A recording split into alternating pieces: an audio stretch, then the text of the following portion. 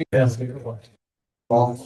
we'll get started. Welcome, everyone. I'd like to call to order this Thursday, July 9th, 6th meeting of the Madison Planning and Zoning Commission. We have 3 public hearings scheduled for this evening, so I want to take a few minutes to review the process for public hearings in the current hybrid format of meetings. During the public hearing, the applicant will be invited to present the application, explaining to the commission and others present what is being requested. The applicant or staff will share all application materials on the screen as needed, and it looks like we just have this screen working tonight. Comments of town agencies will be read for each application if there are any, and there will be clarifying questions from the commissioners. Then there will be an opportunity for clarifying questions from attendees. For Zoom attendees, please raise your hand through the Zoom platform and wait to be called on and unmuted. As this public hearing must be recorded, attendees will state their names and addresses before asking their question. Next, those who wish to support the application may come forward, and then those who oppose the application may come forward. We often combine those two for the sake of time. Again, if it is necessary for speakers to identify themselves each time they speak by stating their name and address. The applicant will then have an opportunity to address any questions or concerns raised by the public or commissioners. Once the public hearing is closed, the applicant is free to leave or remain for the balance of the meeting, during which the commission will try to reach a decision on each application. Each applicant will be notified in writing as to the decision of this commission and has a right to appeal to Superior Court if desired. Decisions of this meeting are available the day after the meeting by calling the Land Use Department at 203-245-5631 after 9 a.m. All actions taken tonight by the commission will be by roll call. All commissioners and staff will identify themselves for the record before speaking.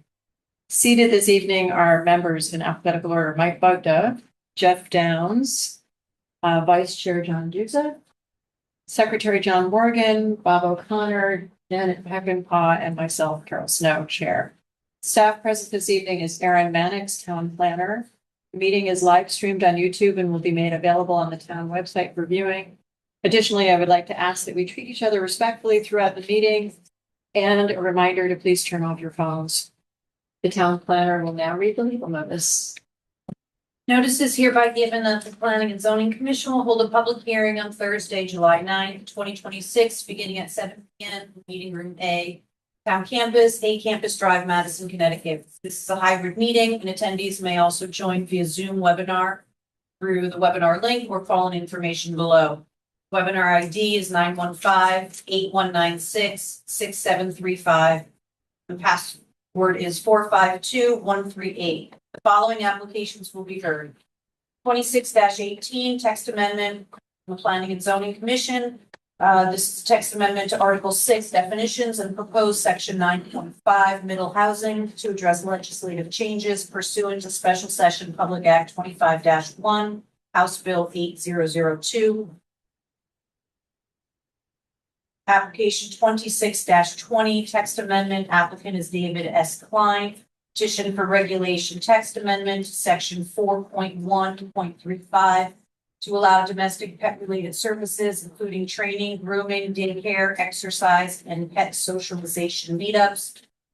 Application 26-24, 391 Durham Road, map 72, lot 27, zone RU1. Owner applicant, Klein Properties, LLC. Special exception application pursuant to section 4.1.35 to allow domestic pet-related services, including training, grooming, daycare, exercise, and pet socialization meetups. Copies of these applications are available for inspection in the Land Use Office. Further details on how to participate in the webinar are posted on the Town of Madison website. All written correspondence can be submitted to the Land Use Department via email, landuse@MadisonTV.org. Dial 203-245-5631 for assistance.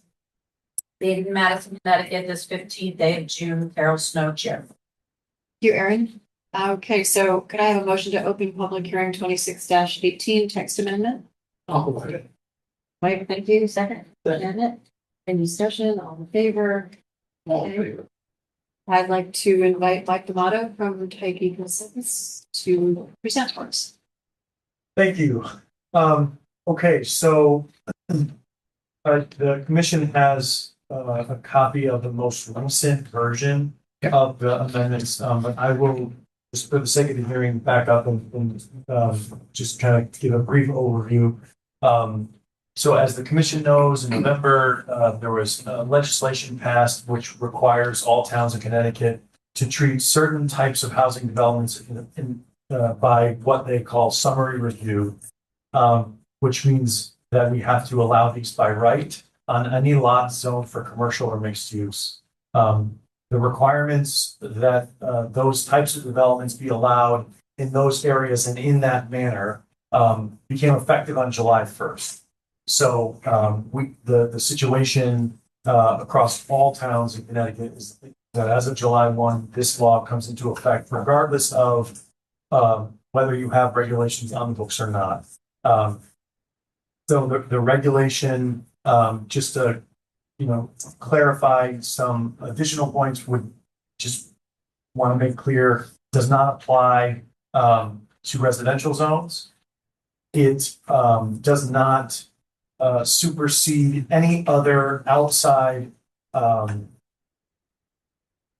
jurisdiction or requirements. So this does not circumvent or sidestep inland wetlands requirements, the design review process, coastal site plan review, building code, all of those things, health code for well and septic. The only piece to this is that it says that the Planning and Zoning Commission needs to treat them as a by right use, cannot hold a public hearing, and can only enact standards which are essentially non-discretionary. So we can't use language that says things should be appropriate or adequate or suitable or consistent with. We have to explicitly state what, where, how many, color, type, etc. Because the public hearing process, which normally allows you to go through and really evaluate and determine if modifications are needed to an application to address some unique qualities of the project that's in front of you, is not on the table with this. So the regulation that has been drafted attempts to define the process without kind of going through more traditionally and trying to amend the entire body of the regulations to create specific standards in every sort of additional section that you might have for parking and for design and for lighting and for landscaping and for coverage, and creating a situation where we may have to relax a standard for all the other uses in these zones because we have to treat these specific uses in a certain way. The only thing I don't think I mentioned is that this only applies to 2 to 9 units. So single family homes, obviously, are not on the table, and anything above 9 units, nothing changes. It is not 9 units per building, it's 9 units total. So whether they have it in a single building or whether they build multiple buildings, duplexes, etc., they can only have 9 on that piece of property, and your subdivision regulations would still dictate how they would split that parcel up. So it's not as if they could carve it into however they wanted and get 9 units on some sort of back property or something like that. So the style of the regulation that we have drafted is more form-based than what your regulations have now, in that it has the traditional components as far as procedure and review and what you need to include in your application. But then we really get into more specific design elements because we have to be prescriptive. So we talk about the types of materials you have to use. We talk about the elements of the architecture. We include language about roof type and specifics on site layout, building orientation. Again, trying to be very prescriptive so that no matter who reads the regulation, we will all, in theory, agree on what it says and what that requirement is. This is still a traditional regulation amendment. This is not like 8-30G where someone comes in and says, well, I'm doing middle housing, and so therefore, because of this, that, or some other standard or state law, you just have to approve, or I don't like something in your regulation, or I don't agree with some of this language, and therefore I want my permit as of right. If there's a problem with this regulation, or a developer that wishes to do middle housing, doesn't like a specific standard, they don't they don't have some fast track process that's available to them. It would be just like any other regulation, free to appeal a denial, and they would be free to submit a text amendment to you to modify. So there's no fast track that happens once this becomes effective. Just going through the sort of the rest of the layout of the reg, we have requirements for open space and residential amenities and for how refuge areas are to be designed and screened. We then provide renderings of building examples. These have been pulled from buildings across Connecticut, and also reflect the building types that the Act says we have to allow. So for example, we have to allow a perfect six. We have to allow cottage cluster units. So we are using building examples that reflect the types of structures that the Act says we have to allow people to construct. And then at the bottom, we have some example before and after commercial conversions, because this could just as easily be someone converting an existing building as it might be the construction of a new building. We then get into the dimensional requirements, which have largely been mirrored to the standards that are currently in place today. So we're not allowing for any greater intensity of development than the zone currently would allow a restaurant or hair salon or whatever office to development. And then we have some language in there that we've added, which I can get into if nobody has any questions on just sort of that piece as a starting point. Good so far? Okay, so to get into what has changed. So the amendment in front of you, you'll see, particularly as you get further down into the reg, has some language that was highlighted in yellow. Right. So those are reflective of two things. Largely your comments at the last meeting, right? There were comments that we arrived at as far as how we wanted to address certain things. Right.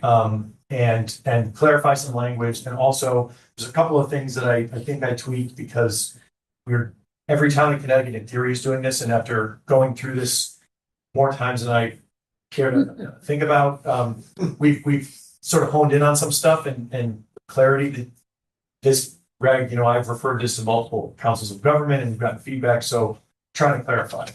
So you want me to go through each of the yellow pieces and touch on them? I've read them. So the first one, which Aaron has on the screen, is we talked about and kind of wrestled with, do we limit unit size? Do we not limit unit size? Do we limit bedrooms? Do we not limit bedrooms? And there are pros and cons to that point of discussion. And I think one of the things that, the way we left it at the meeting, go back to my note, was that it's going to just sort of be left to kind of the market dictate, particularly because if it's an existing building, limiting a specific size would be a challenge if the footprint is already there. But that does create a little bit of a gap, at least in my mind, particularly with cottage clusters, because those are effectively single family homes, right? They're small, but they are one unit in a detached freestanding building. And I thought, well, we don't want a cottage cluster to be 2,500 square foot homes. So the Act doesn't have any guidance or tell you how that is, just as we have to allow what they are. So I added this language to clarify that there would be a 1,600 square foot cap on the cottage cluster unit style. But why don't we want 2,500 square foot cottage clusters? I don't know if that meets the spirit of what a cottage cluster unit is, because they would still have to be on a single lot. And your average lot size, that would be, I think, a challenge. But the intent for them to be single story and arranged around common green space becomes a challenge if you have a footprint of something of that size. And maybe that doesn't bother you, but that means that your sort of traditional process of having residential development, 3 or 4 bedroom homes on residential lots that have front yard, backyard, driveways, etc. Well, now you're going to have, 9 houses of any size on a single parcel. And that, to me, starts to conflict with the spirit of your subdivision regulations. I don't know if you have, do you have conservation subdivisions or clusters? So to me, that would be a conflict with like a cluster or conservation subdivision reg. And we want to think more about not undoing the intent of those regulations by allowing someone to come in and basically build a cottage cluster development with a 3,000 square foot house size. Mike, do you want to just take a second to define middle housing for everybody? Yeah, so middle housing is, Kind of answered. defined in the act sort of in a little bit of a peculiar way because they point to a bunch of other places. But it is sort of two parts. Again, keeping within the 2 to 9 units. So the first piece is a development which is defined as transit community middle housing. And that's the first definition that's up there. A residential building containing not less than 2 dwelling units, but not more than 9 such units, including but not limited to townhouses, duplexes, triplexes, perfect sixes, or cottage clusters. So transit community middle housing is a term already codified in statute in Connecticut. So the legislature got a little lazy and they pointed to that. Transit community middle housing for the purposes of this has absolutely nothing to do with transit. Doesn't have to be on transit, doesn't have to incorporate transit. It is a completely useless term for the purposes of this. The second piece is mixed use developments. And that isn't explicitly or defined quite as clearly, but not as confusing, I guess. So you'll see on the top of the page 9, a development containing 2 or more residential units and 1 or more commercial, public, institutional, retail, office, or industrial uses as defined, and it gives the statutory reference, which also already existed.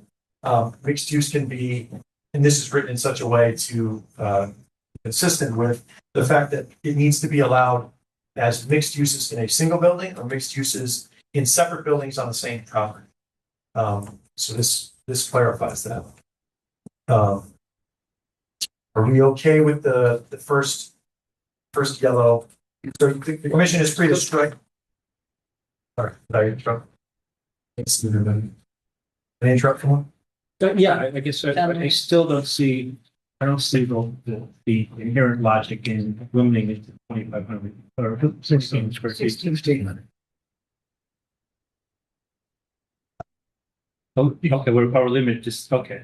We're limited to 1,600 square feet. Right. So why 1,600? So in my mind, when you look at the average footprint of a house that is contained on a single level, because cottage units, typically when you see them, they are on a single level, but they don't have to be. When you're trying to get the entirety, in a single box, they tend to be somewhere in that area. But also you can make changes which are more restrictive. So I started at the high point because you would certainly come down from there, but or strike it entirely. But I thought it would be better to sort of start at 1,600 and maybe you settle somewhere below that versus saying, well, geez, we advertise it at 12, but we prefer it to be 16. So you put a stake in the ground to establish some reference point to add specificity. Right. That's your intention. Right. And the commission during this public hearing can certainly adjust or strike that language. You don't have to limit it. Okay. But I don't know the content of your conservation or what's it, conservation or your something. We have clustered housing in the, which allows for larger square footage.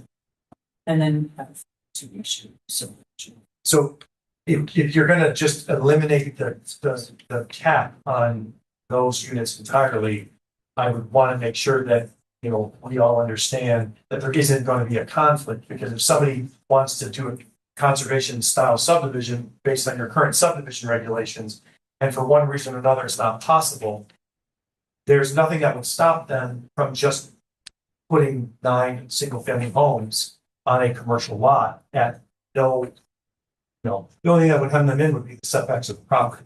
And so Would that be a bad thing?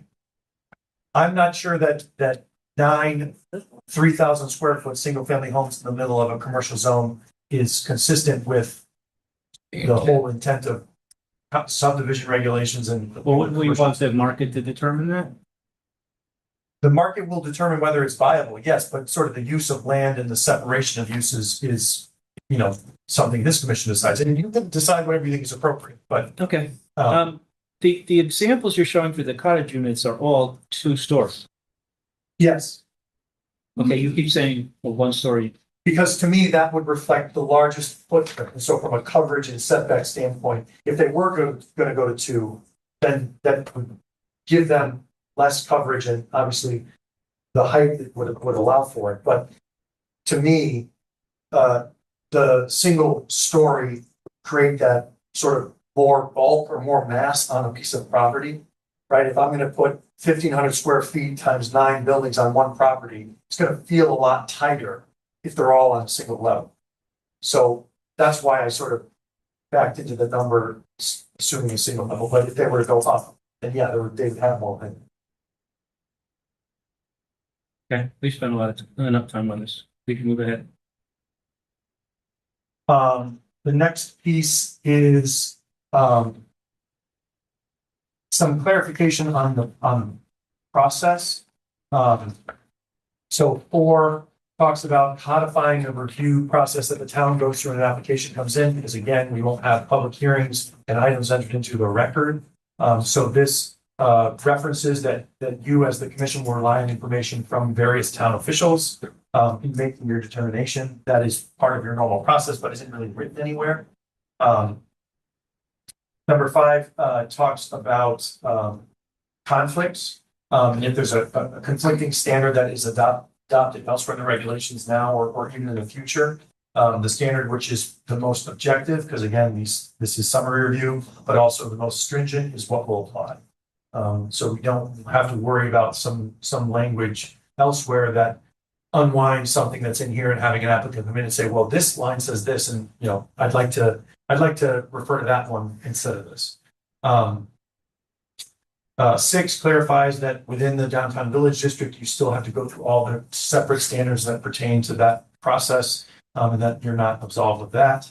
And 7 clarifies that if you have a commercial use, you don't get to just install a specially permitted special exception use in your middle housing development and skip the special permit public hearing process for the commercial use. So those were things that came up at the last meeting. In D, we adjusted the sod material percentage down from where it was at 80 to 60. In 5, under unit configuration, we added language to clarify that the units should have an area for the storage of personal items. So those are within the unit rather than like a common area as you can sometimes see. We removed parking from being allowed in the side yard. I think that was a recommendation from Anna. Okay. The rest of these were. Yeah, so we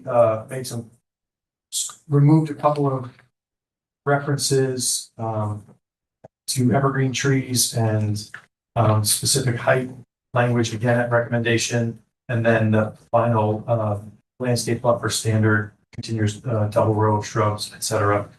Based on that feedback.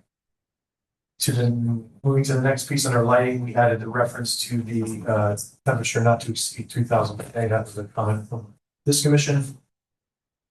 We then added language in 5 pertaining to sidewalks, unless they are sidewalks in accordance with the master plan that the town adopted and may amend, unless otherwise prohibited by DOT for state roads. Obviously, that would fall to them.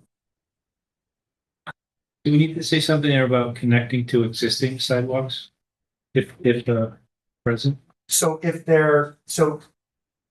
this will require that they put them on their property. You can't require offsite improvements, so they wouldn't be able to go beyond the property line. Oh, okay, so that goes straight. But they would, so you'd have to just build those connections as they went. Okay. We're assuming that they would connect, if there's a sidewalk, they're going to connect to the sidewalk ending at the property.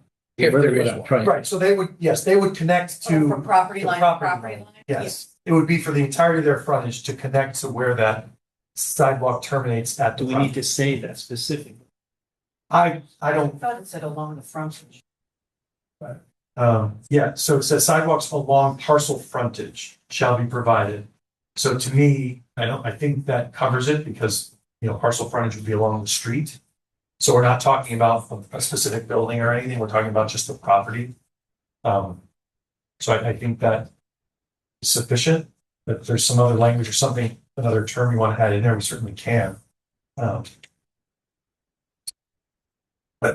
getting into the table 9, I think that we agreed that we didn't need to set separate standards for accessory building maximum sizes.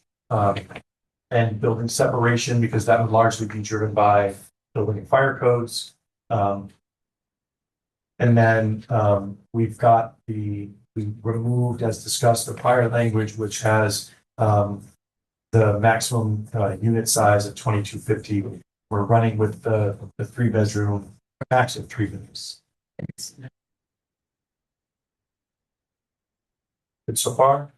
Yeah. Okay. So when we started this, we weren't sure if there was would need to be different standards for residential to commercial conversions, cottage units versus triplex or whatever. So we had multiple tables so that the commission could kind of think through how do we want this to look. Where we landed is that we would have consistency across the zones with commercial developments, which means we don't need all these tables. So all this yellow is just saying we're striking these tables and there will be a single table for the dimensional requirements based upon the commercial zone that they're in. Change that. Yeah, and we updated the heading to just be standards for middle housing because it's not going to be for a specific building type. H is new. That's one that sort of landed on through conversations with a couple of different communities.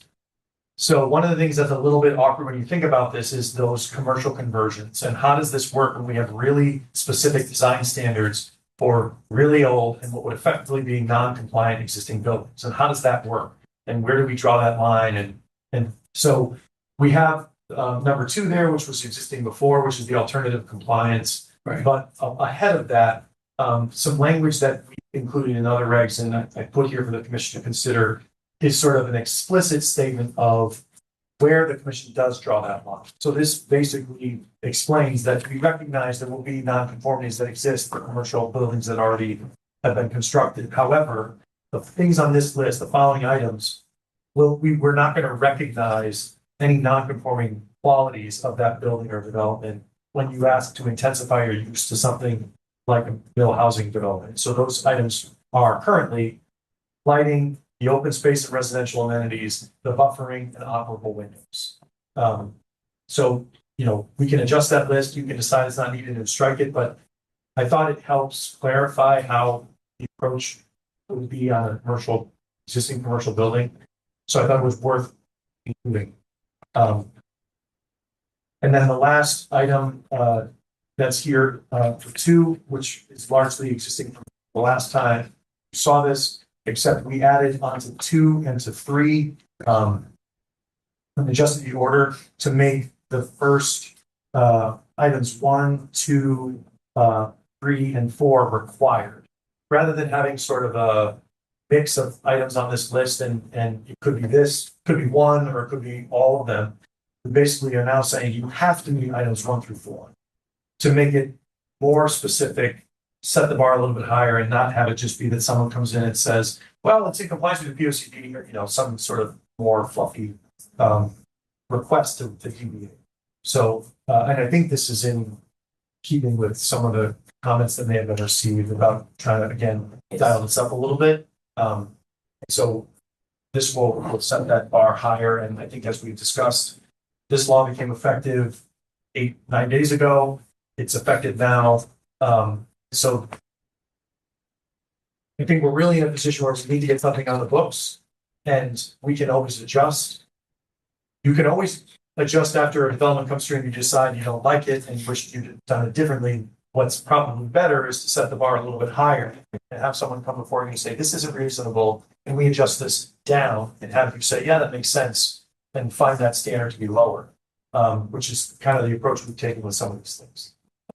And so with that, I will answer any questions, or we can go over anything else. It may be a silly question. Federal government is trying to show a bill now. That it's called housing affordability. If that were to pass, would that have any impact on it? Does it match, or are they mutually exclusive, or what are they? I don't know what legislation you're referring to know what it says or how it would impact here. Federally, but I mean, and it's complicated because a lot of people think that in Connecticut we have home rule. We don't really have home rule. That's right. What we have is a rule where the state said, yeah, we're going to let the towns take care of it. And they drew a box and they said, you can choose what you want to do within this box. Right. There are towns in Connecticut that have said, they don't need that zoning box. We're going to just not. So it is challenging because our authorities through the state. So I don't know how federal legislation would pass through, and I'm not aware of it. So I don't have a good answer for you on that. Should probably look at it at some point. They're trying to do things with making the regulations a little looser about cluster homes, where you can put them and things of that nature. More affordable housing built. Mm-hmm. It's being held up for various reasons. But if it does pass, could have. Yeah, and there were a lot of different pieces of legislation introduced at the state level during the last session that didn't pass, that were a little bit, more out of the box, shall we say, with certain components of housing to try to encourage it. There's sort of statewide, been a consistent sort of drum beat related to just overall housing shortage. And so, I think as I've explained before, a lot of people think the housing shortage is largely because of zoning regulations. And I think that they placed unfair blame on zoning regulations across Connecticut. There's a lot of towns that have stuff that could be improved. But we staff dozens of towns across Connecticut, many of which already have these regulations on the books. And I don't know of one town that has had a middle housing development. No one's clamoring to get in on this. Yeah, right. But we do know that they fully intend to reintroduce versions of that legislation at the next session. So, they want to continue to, I think, use the summary review process and what has to be allowed where as a vehicle. So we may be doing this again in a handful of months because they've adjusted it. There was a bill for requiring us to allow this in industrial zones, which failed. But they stated explicitly willing to reintroduce that. So we may be seeing it. For now, we're living in this version of the crazy world, and we'll deal with that next. And yeah, I think I've got to. So, so any other questions? On H. So I think what you're trying to do there is say, look, we're going to require these four standards, even if the existing structure, commercial building, doesn't conform to that. Correct. Which makes sense. But I guess my concern is that it's a little bit unclear. We say no non-conforming characteristics shall be interpreted or applied in a manner that eliminates incorporation of required minimum housing standards. Well, a commercial building doesn't necessarily have the same standards or requirements that it conforms to, right? I mean, imagine a commercial building that's surrounded by a big parking lot. There's no open space or green space. Yep. And what you're trying to say, which makes sense, is that if that's going to be residential, there ought to be as much as 4,500 square feet of green space. Right. So I just think that it needs to be a little more clear, because somebody could say, look, I'm converting a commercial building to a residential building. Yep. The commercial building performed everything it needed to. Right. And the intent of this law, right, is to make it easier to do the conversion. You're telling me that I've got to include a significant chunk of green space.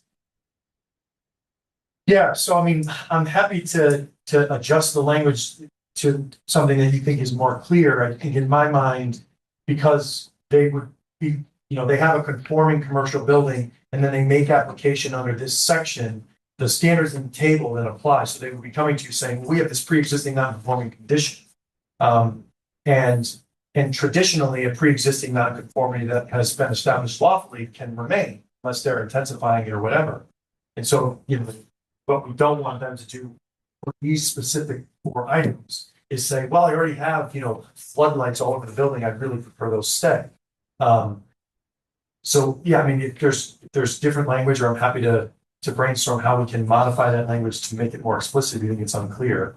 Yes, I think we're on the same page, just that do things a little bit clearer, because commercial conforming is different than this new. That's all. So you're talking about the heading in 1. Talk about the sentence, no non-conforming characteristic shall be interpreted or applied in a manner that would eliminate the appropriation of environmental housing development standards. I guess the non-conforming characteristic, environmental, I mean, a commercial piece of property doesn't have to conform to the same requirements as this little housing is. I mean, Okay. I can think of lots of properties in town, like commercial buildings. They don't necessarily have green space. Well, that would then require them to eliminate some of that Right.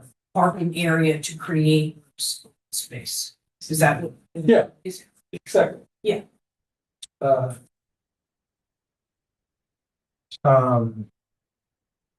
Maybe just a simple sentence that says middle housing development standards must include standards related to these 4 things. yeah. That would be clearer. Sorry, I was trying to work in the use of something like existing characteristics. So in this, what you had suggested, what We're both doing it on the fly, but yeah, what was the recommendation? Just to simplify that these are not, that these must apply. exactly. It's basically sort of changing it that The standards related to these 4 items must apply to the middle housing. Okay, so okay, instead of thinking negative. Yeah. Yeah, that was wrong.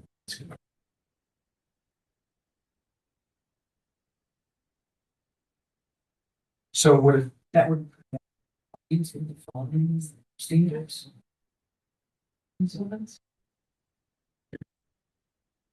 Eliminate compliance with. And the following Eliminate.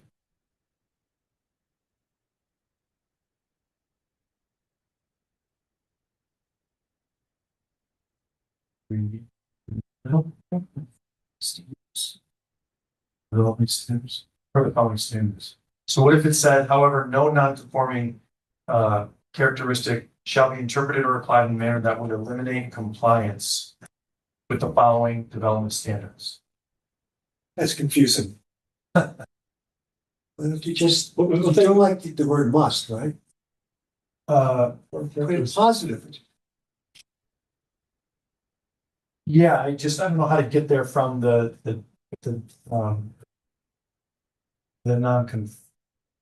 non-conformity, because we're starting off by saying these are, this thing which doesn't apply. Can we make it a separate sentence? Yeah. Standards must include, something like that. John, is that? Yeah, I think so. I think you want to keep the first sentence. Yeah, we don't want to eliminate. Get rid of the second sentence. The commission recognizes that certain existing buildings, blah, blah, blah. Well, okay, we don't need to even say that.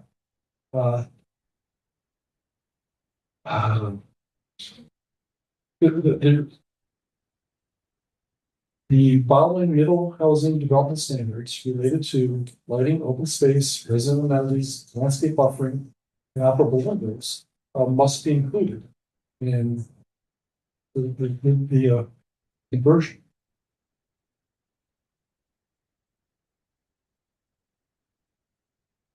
And that's what you're saying here. You can use it in following those standards. Yes, that's what we're trying to say. That's it. Right. The reason why it has the additional language in there is because with a non-conformity, they're coming in with some existing condition. And if the building was built 100 years ago, we don't necessarily know what that specific standard is. And so they would be coming in and under normal circumstances, making the case that whatever exists is pre-existing in compliance. We don't necessarily know what it is. So I included shall not be interpreted or applied, because we don't necessarily know what those applications are going to look like, and they will be different each time. the regulations are prescriptive in and of themselves in that they always apply, the standards always apply. So it's trying to capture what the ultimate request is going to look like when it comes from the applicant. How about this? No non-conforming characteristics shall allow the incorporation of required middle housing development standards don't conform with or new requirements related to lighting, open space, landscape, and operable windows. No, on the. No, not, well, just no. No housing is shall be allowed. Read it again, Jim.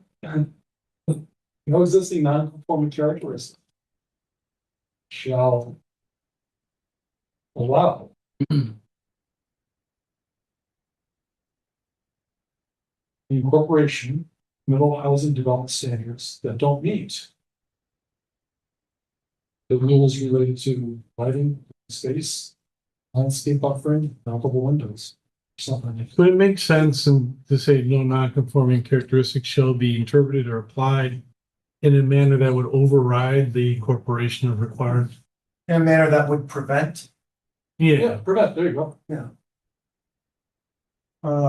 Shall be. Because you're not, the way it says eliminate, In a manner that would. Prevent. There you go, prevent is the Yeah, one. prevent is good. Incorporation of the following standards. Yes, Let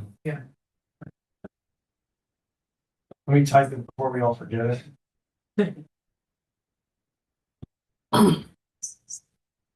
Okay, so the sentence would read, however, no non-conforming characteristic shall be interpreted or applied in a manner that would prevent incorporation of the following standards.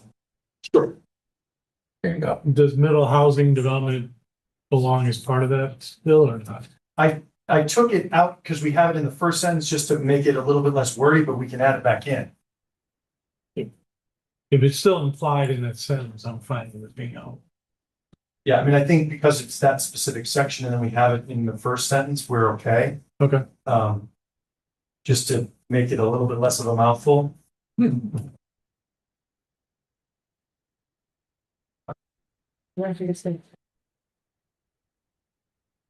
Thanks, John.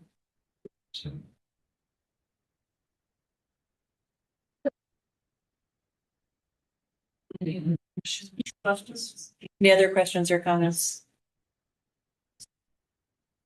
And none others from the commissioners, we can open it up to the public, anyone in the audience. Attendance, have any questions or comments? Yeah, you could go right up to the podium and identify yourself.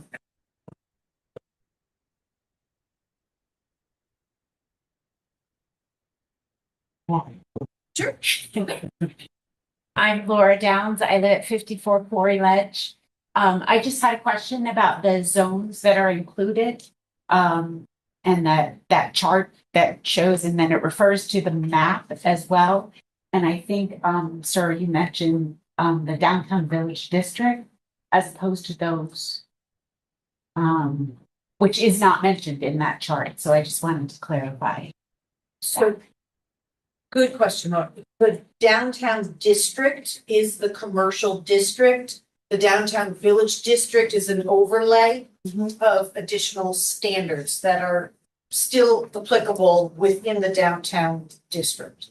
So the commercial zones that are included in this amendment are the C commercial zone, the T transition, downtown districts, which are the downtown district, the downtown water restriction, and the downtown commercial shopping center, the Stop and Shop area. And then also the rural shopping district, which is up in the former Roberts Plaza, that commercial.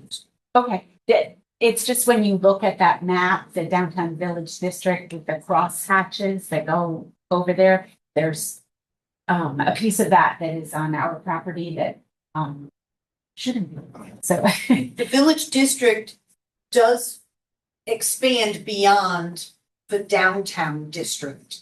So the village district is It is a floating district that is larger than that and does include residential property. Uh-huh. But that is not a zone district that middle housing applies to. Okay, thank you. Right, that was that was good, right? Yeah. I think so. That's a clear. Yeah. There's a lot of that towns spread out the wording. Particular regulation. Any other questions? And I don't see any hands up here. Anyone online, could raise their hands? None here. I don't see anyone. I don't see anybody. Madam Chair.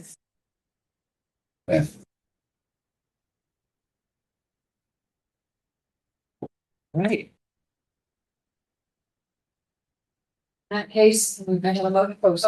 Yeah, I just have one question on, page 10 on the bottom, number 5, there's a statement, each unit shall contain independent living facilities, including provisions for living, sleeping, eating, cooking, sanitation, and storage of personal items, AKA closets. Okay, what are provisions for living? I think that, And tell me what that means. the idea is that it should have all of the things that you need to like reasonably live as a single person or as a family. So when you look at a floor plan, rather than just, having something where it's just consists of maybe everything in a single space, or you can look at maybe the sizing, trying to make it clear that these are going to be homes. They should have enough space for people to have all the things that they would expect to have in a development review. So that, that is a sort of an overly inclusive term. So it includes something beyond sleeping, eating, cooking, sanitation, and storage of personal items. Yeah, I mean, to me, that would be more, there's typically more space. You don't walk through your kitchen to your bathroom and to your bedroom, right? There's usually some additional space somewhere. So we're trying to create as livable of a unit as we can. It doesn't prevent a studio No. or something of that Okay. nature. And I'm also thinking that if you're converting a commercial space to living space, it's important to say this. And in places that have different housing markets, maybe they're close by to a college, don't really have a lot of common space in your unit. They have common space that is, they have common space that is used for living. Everybody has like their own little piece, which is maybe a bedroom and a bathroom or something, and there's common areas. So we want a more, again, traditional dwelling unit that has, a place where you can sit down and watch Madison planning and zoning meetings live stream. It's important use. What was the actual idea about the storage of personal items? It wasn't closets, right? It was.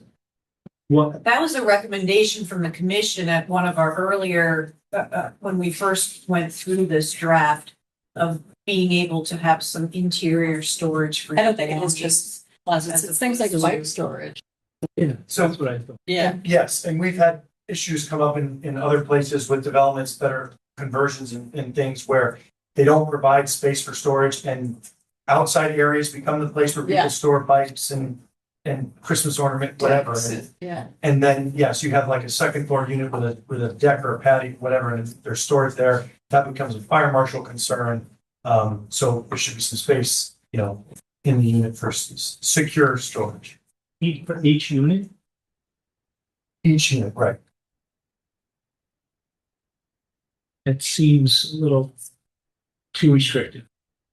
So we're I not mean, I could saying, do a studio with a bike room. It could be within the building A common bike. or a designated, Well, this says, Storage it space. says each unit shall contain. shall contain space for storage, not bike storage. So you could No, have. I'm saying, I mean, any sort of storage. Yeah. I do not personally think it's unreasonable to expect that there will be a place in a living unit for you to store something. It could be a closet, it could be storage in a kitchen area, it could be in an area in a basement that's locked. But I guess this doesn't seem to really say anything. You can storage personal items. I want to keep my toaster in a cabinet. Is that? Does that meet this requirement? Well, that would be up to the commission to decide if storage in a kitchen cabinet met the criteria. Again, what we're trying to do is to, the majority of people that are going to read this convey what the expectation is without being so prescriptive that we say everybody has to have at least 150 square feet of storage, because then those studio type units, that becomes very prohibitive. Right. But having a coat closet by the front door, checks the box, but still provides a place for some of that stuff to go. Yeah. I mean, I think it becomes too restrictive. I would say living, sleeping, eating, cooking, and sanitation that's what you would expect in a living space. A studio apartment. Sure. Yeah. I mean, Do you could certainly strike it. It is something that has come up and did come up previously, so we included Yeah, it for the yeah. commission to consider, but I don't know. I don't remember who suggested it. I don't remember who suggested it. I don't think it's harmful. But I don't mind it I being. don't think it's harmful. Saunas. All right, fine. We'll leave it. Thanks. I want to add that we did also receive some additional comments from outside from the Conservation Commission. I got them at 6:06 tonight. So they'll be on file, and they actually overlap a bit with what ACA recommended. So I think that the fact that you've incorporated ACA's comments is good. we tried to look at them very quickly, and there are several points in there that I think we do hit in the revised version. I think so. Maybe not explicitly or exactly, but particularly the alternative compliance, I think we hit. Yeah, they're The light, shielding of light, recommending that lighting be shielded and no more than 2,600 K as opposed to 3,000, which the commission that typically has been your standard number at this point. Landscape comments were again recommending that all noting that buffer plantings require native species, but that the regulation doesn't specify foundation and street trees to be native non-invasives. And so that was, that was their recommendation. Aaron, did I read the ACA recommendations incorrectly? Didn't they also think we should eliminate the section F, the building design examples? They did. And I So- know we kind of talked about that. Yeah, except we're not thrilled with all of them either.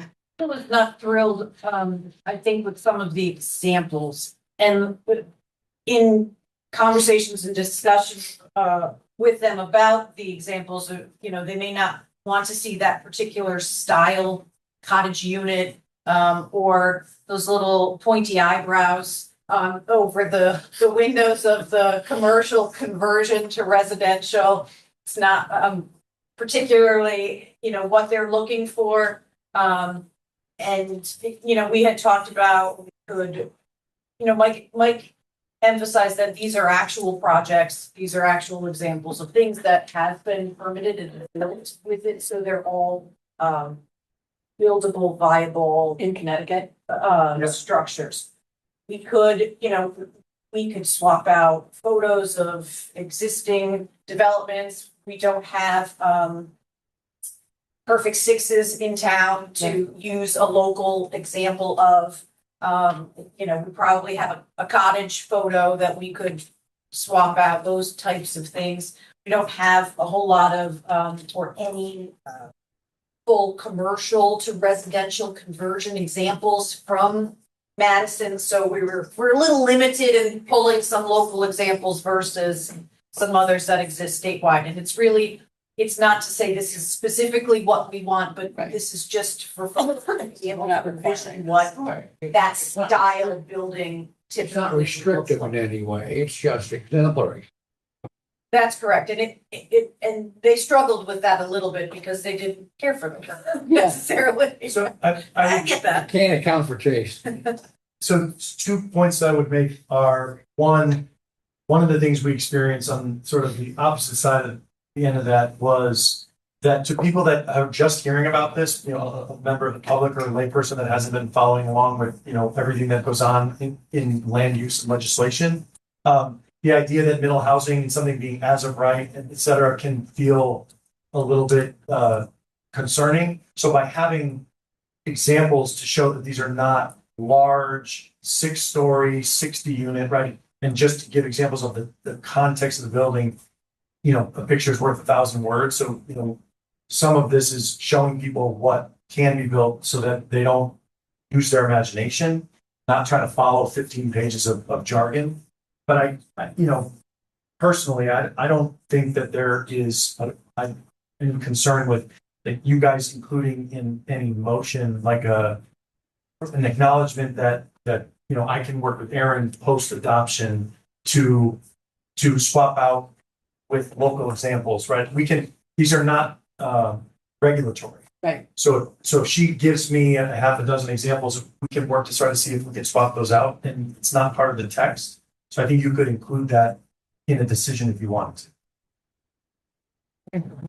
Yeah, that sounds, Sounds good. I like that. Yeah, and I think Apple will be I will happy with probably that like too. that. But choose the right ones. Yeah, I said knew I'd go what it is. prepare. I knew what we want to get rid of. Yeah. The eyebrows. The eyebrows. Yeah. Yeah, so Aaron, if a developer comes to us and has that middle commercial building, and they just want to leave it exactly as it is, what's our recourse? So, a couple of things. We do have the standards, the bay window options, and that's what that bottom and the roof line options. So the flat roofs are discouraged. And so these were a Discouraged or way to prohibited? add some interest in the building style, the facade that kind of brings out more of a residential look for those units. It may not be any of these examples. It may be a different roof line altogether. It may be one of the items that a developer would want to come and say it's cost prohibitive to add a peaked roof on this particular building. However, I can comply with 1 through 4 of the alternative compliance and seeking a special exception to eliminate that. Right, so we have leeway. So Yeah, there is flexibility. Great, thank you. Any other questions or comments? I'm good. Could I have a motion then that we so this public stuff? Oh, sorry. I'm sorry, I apologize. I got something late and I might be completely off base, but what commercial property at 397 Durham are we talking about? Is We're that not there yet. Oh, you're not there We're yet? still on a text amendment that are, that's part of middle housing. So we're on the first agenda item. Oh. Okay, all right. All right, would I have a motion that we close the public hearing and move to deliberations? So moved. Second, and any further discussion about that, all in favor? We've deliberated quite a bit and had a lot of good input, I think. We're feeling comfortable to approve? I am. Thanks. I mean, I'd love to see the unit size a little bit bigger. But everyone else thinks it's 1,600 square feet is reasonable. I will defer. Okay, thanks. Jeff? Okay.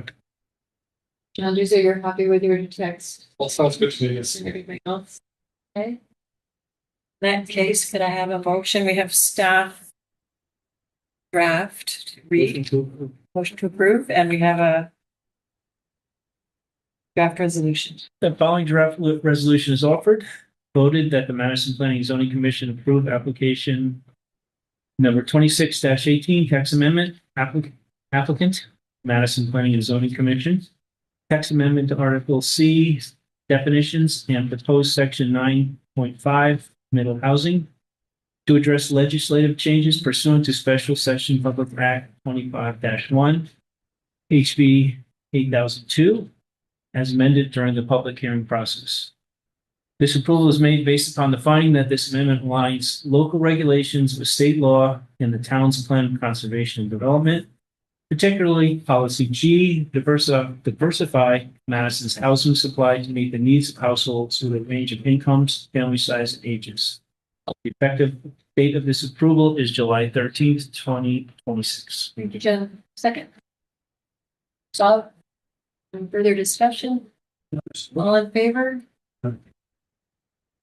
Well, if they're interested to add that language about Adjusting. Swapping out the photos. oh, do we need to? Oh, do we need to add that? You can add that in to your resolution. Okay, so we'd like Need to, to unvote? You can vote. Yes. Yes. Well, We just did. you did. Oh, you did. Okay. I thought you said it was something we could just do Yeah. as part of the graphic. Yeah, I mean, That's I not, think, It's not, that's not mandatory. it's not part of the time. so I include it as. yeah, so Or we you're gonna authorize Aaron and I to work to make revisions to the building illustrations. Which reflect local examples when possible. and as per Andrew's record. Yeah, I think yeah, she has in there something, I'm gonna put like. Oh, we're good there. Well, yeah, Does that work? Aaron and I. I mean, we can vote again if we need to, but I think that We got I think we got it. Thank you, everybody. Thank you, Mike, for that Thank you. explanation and everything you've done. Let's get through that process. And I think we're ahead of the curve as far as the state goes, even though we missed the July 1st deadline. And Prague is one I'm more familiar with, and they have, 3 communities or so, and I think as of July 1st, they had 15 now, so they rights. I think less than 50 statewide have done, is my guess. I think everybody is way behind. So we should. Yeah. All right, moving on to our next agenda item, 26-20 text amendment, applicant David S. Klein, addition to regulation text amendment to section 4.1.35 to allow domestic pet-related services, including training, grooming, daycare, exercise, and pet socialization meetups. Could I have a motion to open public hearing? Should be 6-20, or is it? It's to open. Could I have a motion to open the hearing? Sure. Second, Tom Morgan. Session, all in favor. Okay. Yeah. Applicant is invited to come forward. Okay, I'm David Klein, 391 Durham Road, Madison. So, yeah, Ralph Riello came to me with this idea of having some activities involving pets on my property at 391 Durham Road. You know, I don't recommend you guys for an amendment to get permission for that. So that's why we're here. So just to be clear about what we're not asking for, so that we're very clear, we're not looking for overnight boarding of animals. We're not looking for doing any kind of veterinary services. We're not looking to buy or sell animals or, board animals long term. All activities will be supervised activities. There won't be any open runs where animals will be let out just to run around on their own without any structured activity with, supervising staff. So the text amendment, is the first stage to kind of just get the regulation changed in order to allow this group of activities on the property. And Aaron, if you put up the site plan. I think to start this.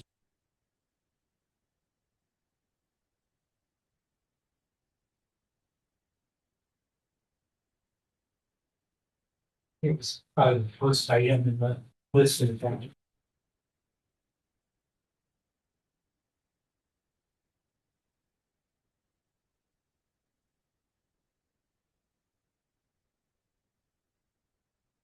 I can continue with some other points that I made in my letter to the commission is, everything would be licensed according to, the regulations of the state of Connecticut, whatever statutes are on the books there. So any, trainers, groomers, daycare providers would have to get, licensed, professional licensing through the state of Connecticut, licensing for their whatever kind of facilities, installations they may have, according to those regulations. Any fit out, at the time, fit out would have to be, according to those regulations. And also go through the local health department, which I've put in there. So, just to be clear that, to the extent that this is regulated, we're aware of that and I'm fully prepared to make sure that everybody on my property complies with those regulations at all times. And also that all animals on the property are licensed, in the town they are, wherever they come from. Let's see. Okay, yeah. So this is a recent site plan that was created for the solar farm. So this here is the solar farm and the property. This perimeter fence goes around it. And so, as far as outdoor areas, I'm just looking for some areas here on the south. This is the south side of the property. Route 79 is over here. So we'd have a couple little pens here or some dog activities, and Ralph will describe the activities later because he's the person who's going to be conducting that. And then I've got a couple larger areas over here. A couple concerns were kind of separation from the neighbors. There happens to be quite a lot of distance between the neighbors here. The closest neighbors for these three properties are, must be 100, 150 yards away. There's quite a bit of woods all around my property.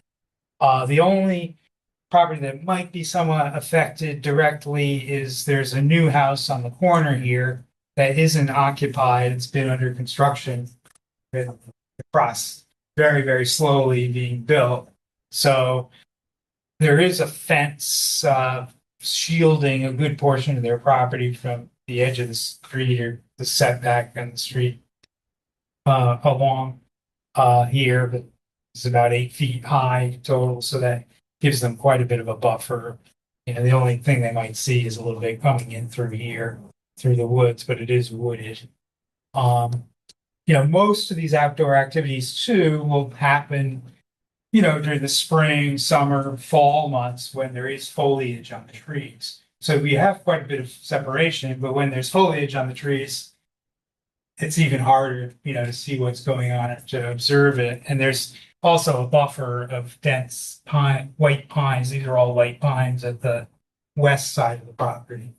How close are the sections you're calling 3 and 4? How close are they to the property line? Yeah, this one actually is going to be pretty far. It'll have to be pretty far from the property line because there's like a swale there and Can you tell there's us several feet yards. how many from the property line is? Yeah, it's probably a good 40 to 50 feet from the property line there, maybe more. And this one might come a bit closer. That's probably, more like 20. I could pull it in a little bit. It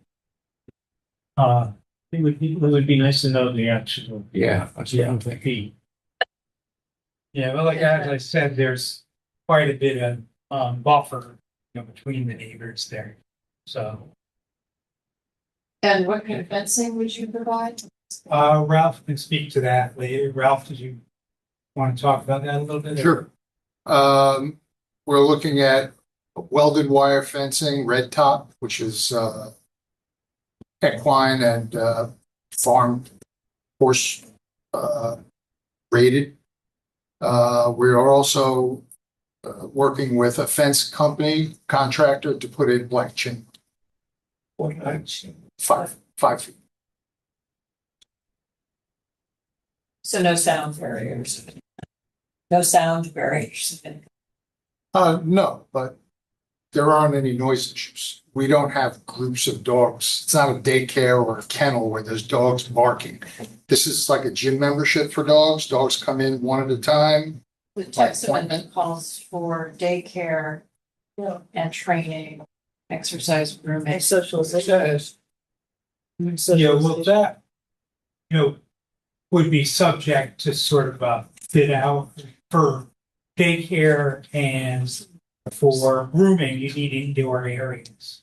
And I haven't designated indoor areas because when a client comes along who's interested in perhaps renting space, then we determine which spaces would be used, what the actual fit out spaces would be, what the requirements might be. And that would be up to them as the tenant to, provide their design for the fit out, come to the health department and get approvals for it, meet state regulations, of course, which do have some provisions for like decibel levels or sound barriers within buildings, or perhaps designating new areas outdoors that would have separation for that. But I don't anticipate having large areas with that for that kind of thing. This is more for Ralph's activities, she'll describe later. For the, most grooming occurs indoors. That's not an outdoor activity. And where would that occur? Well, within there's an existing building, it didn't show up here. This is sort of like the back of the existing building on the property. So it could happen within that building. But I also have approval, I could add space to the property sometime if I wanted to. I have the ability to build, I think, up to 10,000 square feet or something. From The the existing previous- building is about 4,800 square feet. So, there's, we could find another spot for that.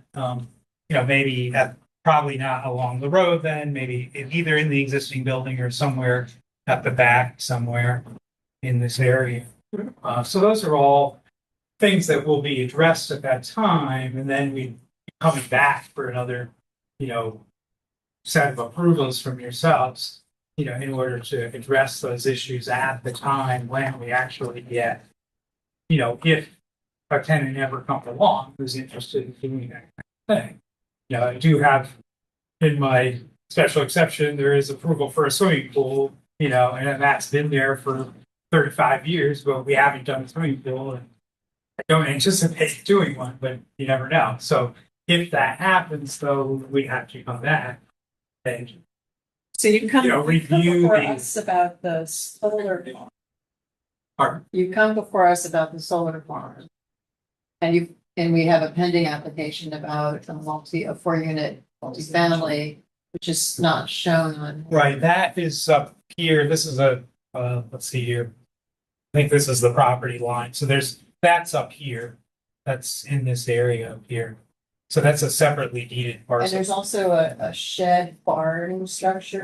Yeah, that's back here, barns. That's not shown. Yeah, somehow this print didn't grab it. I mean, this is one end of it right there. And then the rest of it extends this way a little bit. And I have to ask, you're not thinking of letting dogs run in and among the solar? No, absolutely not. I want to make sure. No, okay. So that's is good fencing is important because It's about a 5-acre parcel, isn't it? Oh, the solar panels themselves take over just over 8 acres. 8 acres. Yeah. And that'll be all fenced off. It is. Park, well, the dog, any activities that we have, outdoor activities will be fully supervised. And these fences, we'll be very careful to be sure that There is a fence around. that there's a fence. They're fully fenced, they're gated, that there's, no way for hopefully the animal to escape. So if it does, whatever, but I personally don't have any access to that. So there's a locked gate and they take care of it, at least the lane. That's owned by Eversource, right? No, it's not owned by Eversource, it's sold by a third party and the energy is sold back to themselves. Oh, I see.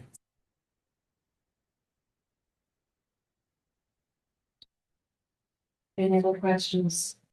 Well, it says up to 30 dogs but then it says 1 parking space per customer.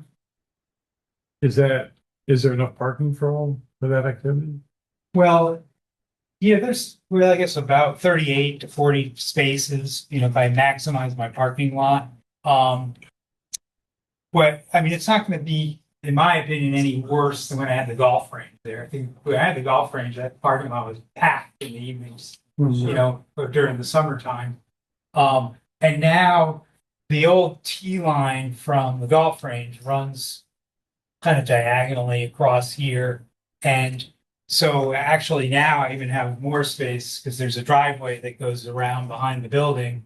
And like I can move, I don't anticipate having a lot of customers parking back there, but certainly employees of, Amato's employees, myself, Ralph's and his employees, park behind the building and, relieve some of the pressure down in the front busier times. And I don't anticipate that when I say 30 dogs, I mean, that would be a fairly rare kind of thing. I mean, Ralph thinks that maybe sometimes he might have some kinds of events with multiple animals there.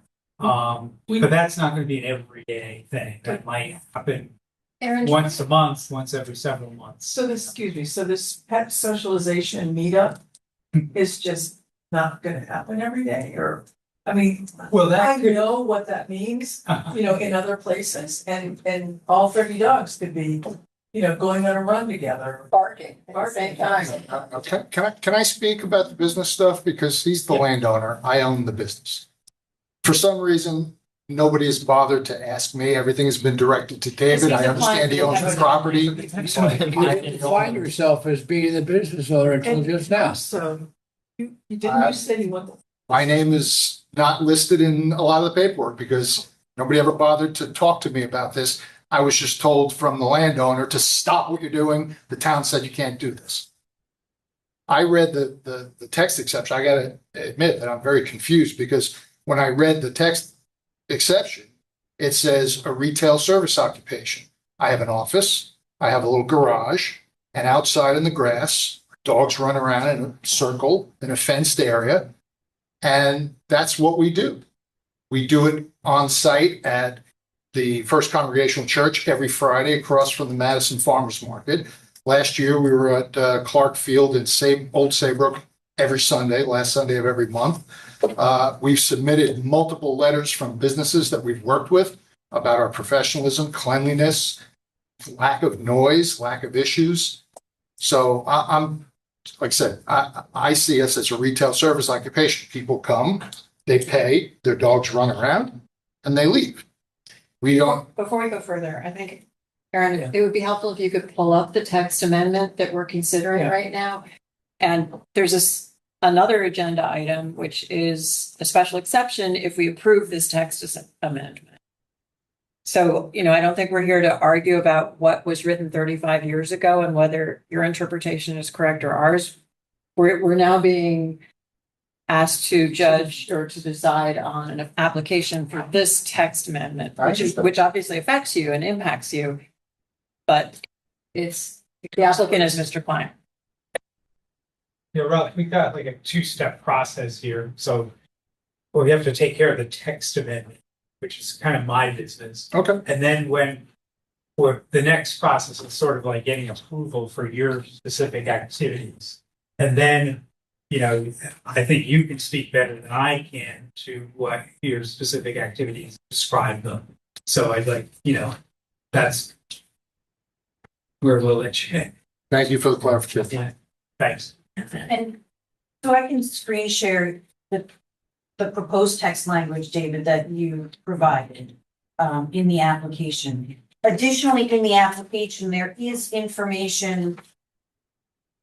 David, you provided this red line of the existing site-specific zoning regulations and your proposed additional sections related to the pet services.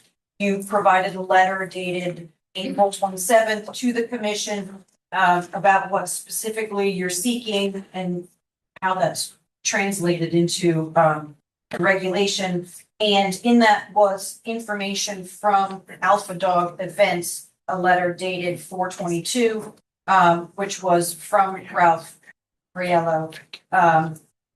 And so that provides some information as to the uses on the property as well. And then lastly, you provided the site plan, which we just showed. So I just, because this is a little bit unusual, and as David said, we have two applications running concurrently before the commission. And that was done in the applicant's interest of saving some time, with legal notices and whatnot. But the special exception application is contingent on how the commission handles the text amendment. For example, if the text amendment is not, the public hearing is not closed this evening, it would be necessary to open and continue the special exception public hearing, so the commission can handle this matter first. There is no zoning mechanism currently in the regulations to allow for the pet services by special exception. So you're unable to act on that application, Unless you have an amendment. Yes, so it's a little unusual. Not unusual, it just doesn't happen very often. Does happen, but, okay. So did you just want to walk through and I can scroll up for you? Yeah, sure. So you just added, What's that, Zoom? I can, let's see how we do. This language is in my staff report also, Yeah. so if you need to see it up close to the paper. Got it. Is that better? Yep. Thank you. yeah, so whatever's in black here is the existing language that's already approved.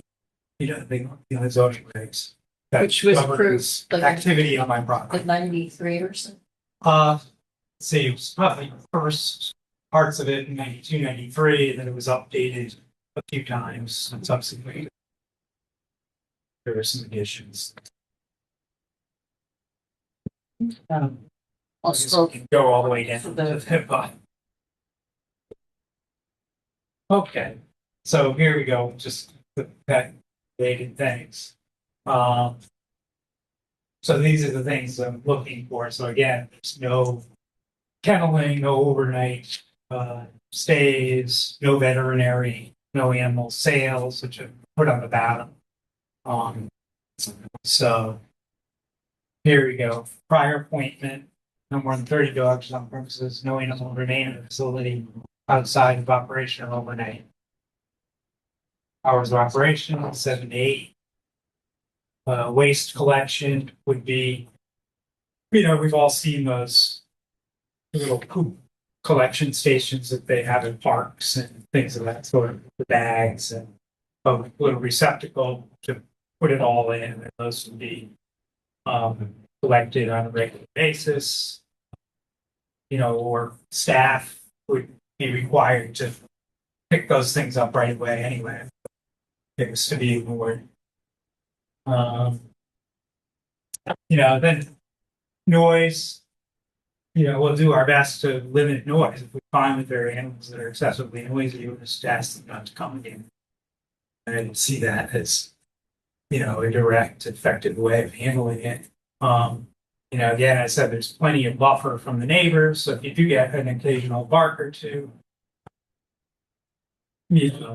that's just the way it is. And as I mentioned in my letter, there are many places that are not supervised where people take their animals and they make noise, and there are people who leave their animals out in their yards and they bark all day, they go wait for work. And most the neighbors don't have recourse because, if there are noise ordinances, they usually don't take effect until 10 p.m. Unless you see some kind of abuse of the animal, you can call the animal welfare officer or something, but that's rare, a tricky kind of thing to negotiate. So, It's people. It's hard though to understand what you're saying, or for us to, I guess. Pardon? It's hard to process having 30 dogs on premises and having 1 or 2 barks. That's what I'm hearing you say. Mhm. And noisy animals will be asked to leave. And that's enforced by you That's enforced by the business owner? Well, the business owner would be responsible for that. In that's the enforcement mechanism. The business owner will remove the dogs. Right. If a neighbor calls and says it's too noisy, Mhm. will they remove all 30 dogs?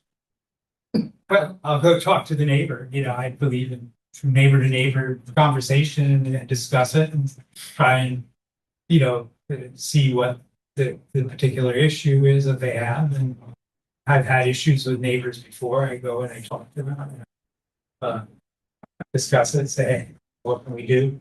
How can we resolve this, you know, between ourselves? And that's the way, you know, ideally neighbors should conduct business with each other, I think. And, you know, I agree. and I think I that's a agree. better way to do it than to call a third party to, you know, try and act as your voice. The first thing is to go yourself and talk to someone. Problem I have. And awful, that it looks like it's designed specific to you. And not to a general business that would be conducting such a thing. And I see a number of issues with it. It's specific to you. Not to other people that might conduct a similar business. Okay, could you give me an example of something in particular that you feel, you know, is very specific to me and not general, just so I kind of get a better idea? 30 cats or dogs. By that. Yeah. That's your specific need. It's not a general one. Yeah. The whole thing is replete with being designed around you. Well, I don't know, Ralph, maybe you could speak to that. When you do activities at fairs, you know, how many, there are many, that many animals and more, aren't there? Way our business operates is dogs run one at a time with their supervised human being. They go into the fenced area, the dog does their exercise run, which lasts anywhere from 30 seconds to 2-3 Right, but minutes. this is all you and how you conduct it, not for a general solution for other businesses that might do something similar, but not specifically the way you do. That's my point. Very well. We have no reason to have 30 dogs on site at this point. But in the future, if a dog daycare business, I mean, I don't do doggy daycare, so I can't speak to that. My point is, if we're going to make an amendment, I think it needs to be constructed in a way that it applies to other general businesses that are similar to yours, not specific to yours.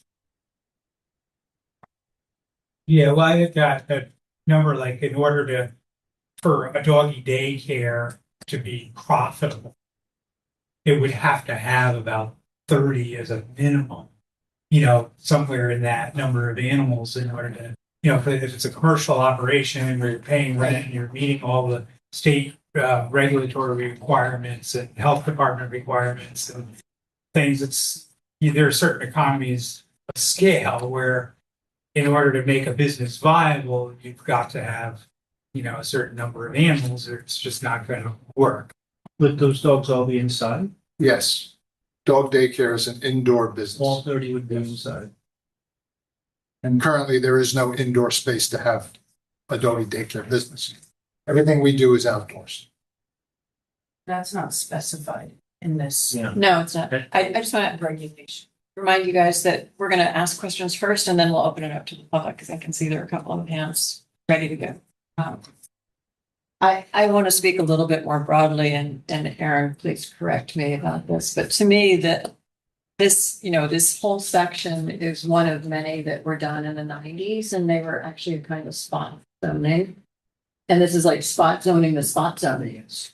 And I'm having trouble with getting over that, you know, because we try not to do that. And you know, maybe I'm using the term spot zoning too loosely, but it's such a site specific. I mean, you're looking for a way to fill in the spaces that the solar farm and the other structures that are there don't occupy. And we're trying to think of, you know, how is that a land use that we want to allow? for this site in particular, but, I'm so maybe thinking beyond this site, will it open it up to others? to To try Mike's and- point, because does this set a precedent for, this would set a precedent for other Correct. similar businesses, correct, Aaron? Is that correct? That's what we're doing first, right? That's why we're doing the text amendment first, is to Exactly. approve this kind of business in this setting. And then he happens to be the person who maybe already ready assigned to a lease or apply, is ready yeah. to apply if we make this area, viable. And I think that's what's bothering people is we're saying, Right. what if you're only there for a year and then you decide you don't want to do it anymore? And then you open it up to somebody else who has a different kind of dog care business or. Yeah, well, they would have to come before you for their own special exception. I mean, unless it's in a commercial, unless it's in a commercial or industrial area, maybe. But I think I don't know if it would, you'd have to look at the site specific, characteristics, I think, wouldn't you, for anybody else trying to do this? So we have to make amendments for them as well. Well, wouldn't you? So Aaron, you- this type of use does not exist. Right. Right. in Or it's not town currently for allowed. Madison This is. Currently. Agreed. This is not a use that is allowed, which is why David is trying to define the use, right, in the beginning section of your proposed regulation. What is a pet service establishment? In his definition here, pet related activities. Training, exercising, grooming, daycare of dogs and cats only, and sale of pet related merchandise. That is what is the pet related activities that he's seeking to be allowed on this property. On this property at 391 and at 397. Those are the physical boundaries of this zone. The underlying zone here, aside from these special exception uses, this is a rural residential zone. Right. And the surrounding neighbors are rural residential. And currently in your regulations, and I have submitted staff comments for the commission, provided them to David as well. They're in the record. I'm not going to read through all of that, but we have some similar regulations existing. Our light industrial zone, we do not have a full industrial zone in Madison. The light industrial zone does allow for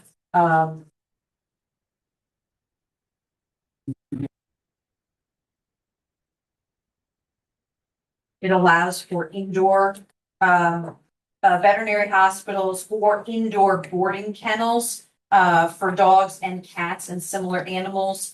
And it has specific criteria listed.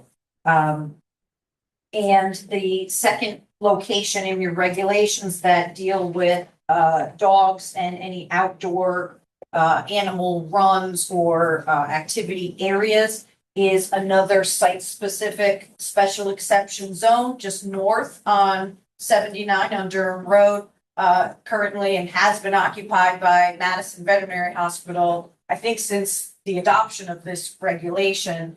And that specifically, the text prohibits any outdoor runs for animals. So there aren't any regulations or standards within your existing regulations to look for, to mirror here on this property, for any kinds of nuisance impacts for outdoor animal runs. So because of that, I looked to state guidance, state licensing requirements for training, grooming, kennels of that nature, and provided that information to the commission. I also looked to neighboring shoreline communities similar in characteristics to Madison, looked at Branford, Guilford, Clinton, and Old Saybrook, and provided you with similar animal use and kennel regulations so that you can see what some of those standards have been used in the area. You'll find a lot of similarities between those various Among towns. those. Quite often, there are requirements for separating distances from these activities to residential or adjacent property lines, some of which are 100 feet, others are 200 feet in some towns. And their as- acreage size in size of the lot? Typically a minimum lot area of 5 acres, for those larger, activities. In addition to the, I'm sorry, Gene. I'm sorry, So there's one in Killingworth that's like that. we were just saying this, like, it's larger. It's like that. Wiggle is now called Wiggles. Okay, It's right in the Durham, Killingworth. okay. It's on 79.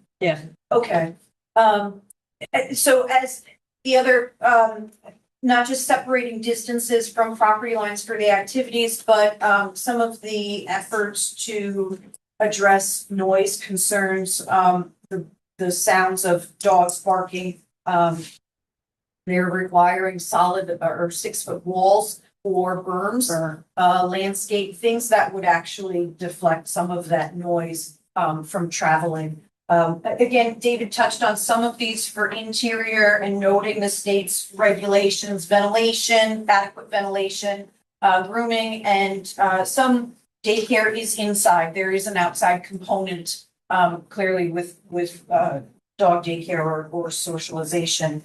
That is the commission's discretion if you're considering grooming as a potential use on this property to ask the questions of where this could potentially be feasible on the property. Number of dogs, again, how that coincides with parking, that's another, I think, John, you may have brought that up. Animal waste stations, most of these communities have required or do require as the standards, these special exception standards that need to be met, waste management program, some kind or plan. And so that there is opportunity for a little more, David did describe, as far as those specific stations and staffing, to empty those regularly and dispose of them in the trash. But some of my concerns are not just the location of the outdoor pens. Some of this is subleasing areas to other tenants, and that is included in the letter from Alpha Dog stating not just the lore-based supervised one-on-one or 2 smaller dogs, like the videos that are uploaded into your attachment documents, and those are the examples that we have seen at some of the festivals and markets, but inviting trainers to come and work at the property, these third-party meetup groups, and events. And these training sessions of 12 animals, if you have 4 different outdoor runs, could you potentially have trainers of 12 animals at each site, in each run? And what are private events? What does that look like? How is that regulated within these special exception parameters? What are the specific standards that when someone is applying for these uses, what they should be meeting? That's where this regulation should be detailed, that the applicant knows what they need to meet for criteria, and then the commission can weigh these standards based off of the proposed use. The last If I could just interrupt for a second, when it comes to, initially with Ralph's activity, all they'll be inviting in are trainers. So the trainers will be governed by state statute. That, everything is there in state statute. So they'll be licensed by the state. They'll have to follow, whatever the standards. Referring to a trainer as a tenant is a misnomer. A trainer would come in and rent the corral the same way that an individual does, where they bring their dog, the dog runs and they leave. The trainer comes and works in our fenced-in corral. They're not paying me monthly. They're only paying for that hour. That's separate from the amendments that we're looking at. It is included in the language, like in the letter from Alpha Dog about inviting trainers to come and work at the property with a maximum of Do you wanna pull 12 that? dogs. I mean, the letter is not part of the text. I never asked Yes, for it a is. maximum of 12 It's dogs. in the application documents. That's It's in part, the that's application, part but of it's our not part of concern. it. Not that, it's not the text language, That's what but he it said. is supporting documentation of the intention Right, but what we're of the doing use. is this Text. language. That's the language exactly that would go in the zoning regulations is the proposed red line. That's what we're talking. The last, question I had was, your lighting, language, which is, section 11.7 of that. I can pull it back up Yep. for you, David. The outdoor, there's no site lighting proposed, on your plan. And your hours of operation are 7 a.m. to 8 p.m. And it's not indicated that it is seasonal, and in the winter hours, or the winter season, you know, it gets dark by 4:30. Yeah, so What, we wouldn't be able to do anything after 4:30, you know, winter would, hours would get extended as the days get longer, and then they get shorter as, you know, the days get shorter, just because there is no lighting.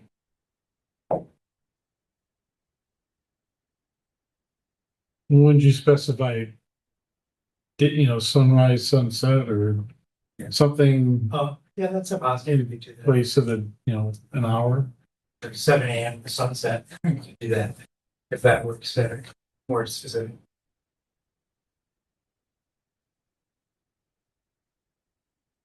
So the struggle here is the text amendment as written would allow 30 dogs to Yes.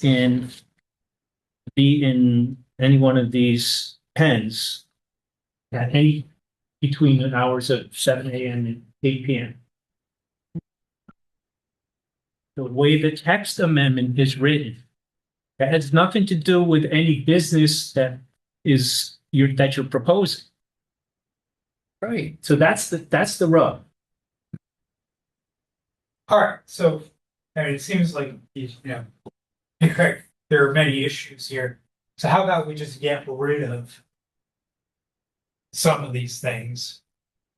Let's let me go back here. Remember those leadership training exercise? Well, I think there's How also, about if we just get rid of well, I think there's one big issue here that we need to address, and that this is how close these pens are to the property. Yeah. And as Aaron stated, or as Aaron's research has shown, Yeah. is anywhere from 150 to 200 feet. yeah, with those properties might be much closer to, you know, adjoining It's not To the clear. property homes line. and things. These It's not clear. there's plenty of buffer there around the property. There's a lot of woods between me and all the neighbors. So it's yeah, there's But screening. I mean, it looks like you're about 20 feet from the property. But yeah, for one of those ends, yeah, it's usually about 20 feet. Yeah. The It's other less than And, and I could see if you're having one dog in that pen and doing the running around thing, that may be fine. But the way the text amendment is written, you could have 30 dogs running around At any time. at any time. So And cats. between 7 a.m. and 8 p.m. So That's the concern. this needs to be more generalized in some way, and perhaps you need someone that has expertise in this to help you write this in a manner that wouldn't be so specific. You have on 111.7, you say all outdoor activities are to be supervised and restricted to the areas marked in ink on a site plan of 10/8/24. That is specific to you. No one else. Well, because I'm asking for something that's specific to the conditions of this particular property. And I feel like if somebody else wanted to do it, then you'd probably Also, be then you have to reviewing write what another they're trying to do. amendment for them. No. Well, I think maybe yes or no, because the town doesn't regulate these activities. So I'm not sure. We do regulate it, don't I we? think the question, and I may not be hearing you right, Mike, is that the location of the pens, because they're hand drawn on a site plan, they're not to scale on the site plan, but they're not. There's no language in the text of the regulation that states they shall be a certain distance from the property lines or something, and then when an applicant comes in, Correct. comes in with a site development plan for that Right. proposed use that shows how they're complying with that regulation. Okay. That's a little more That's- general That's more versus, general. How do you know that somebody else wouldn't want lighting in a fenced activity? How do you know? Somebody else might want that. That's specific to you.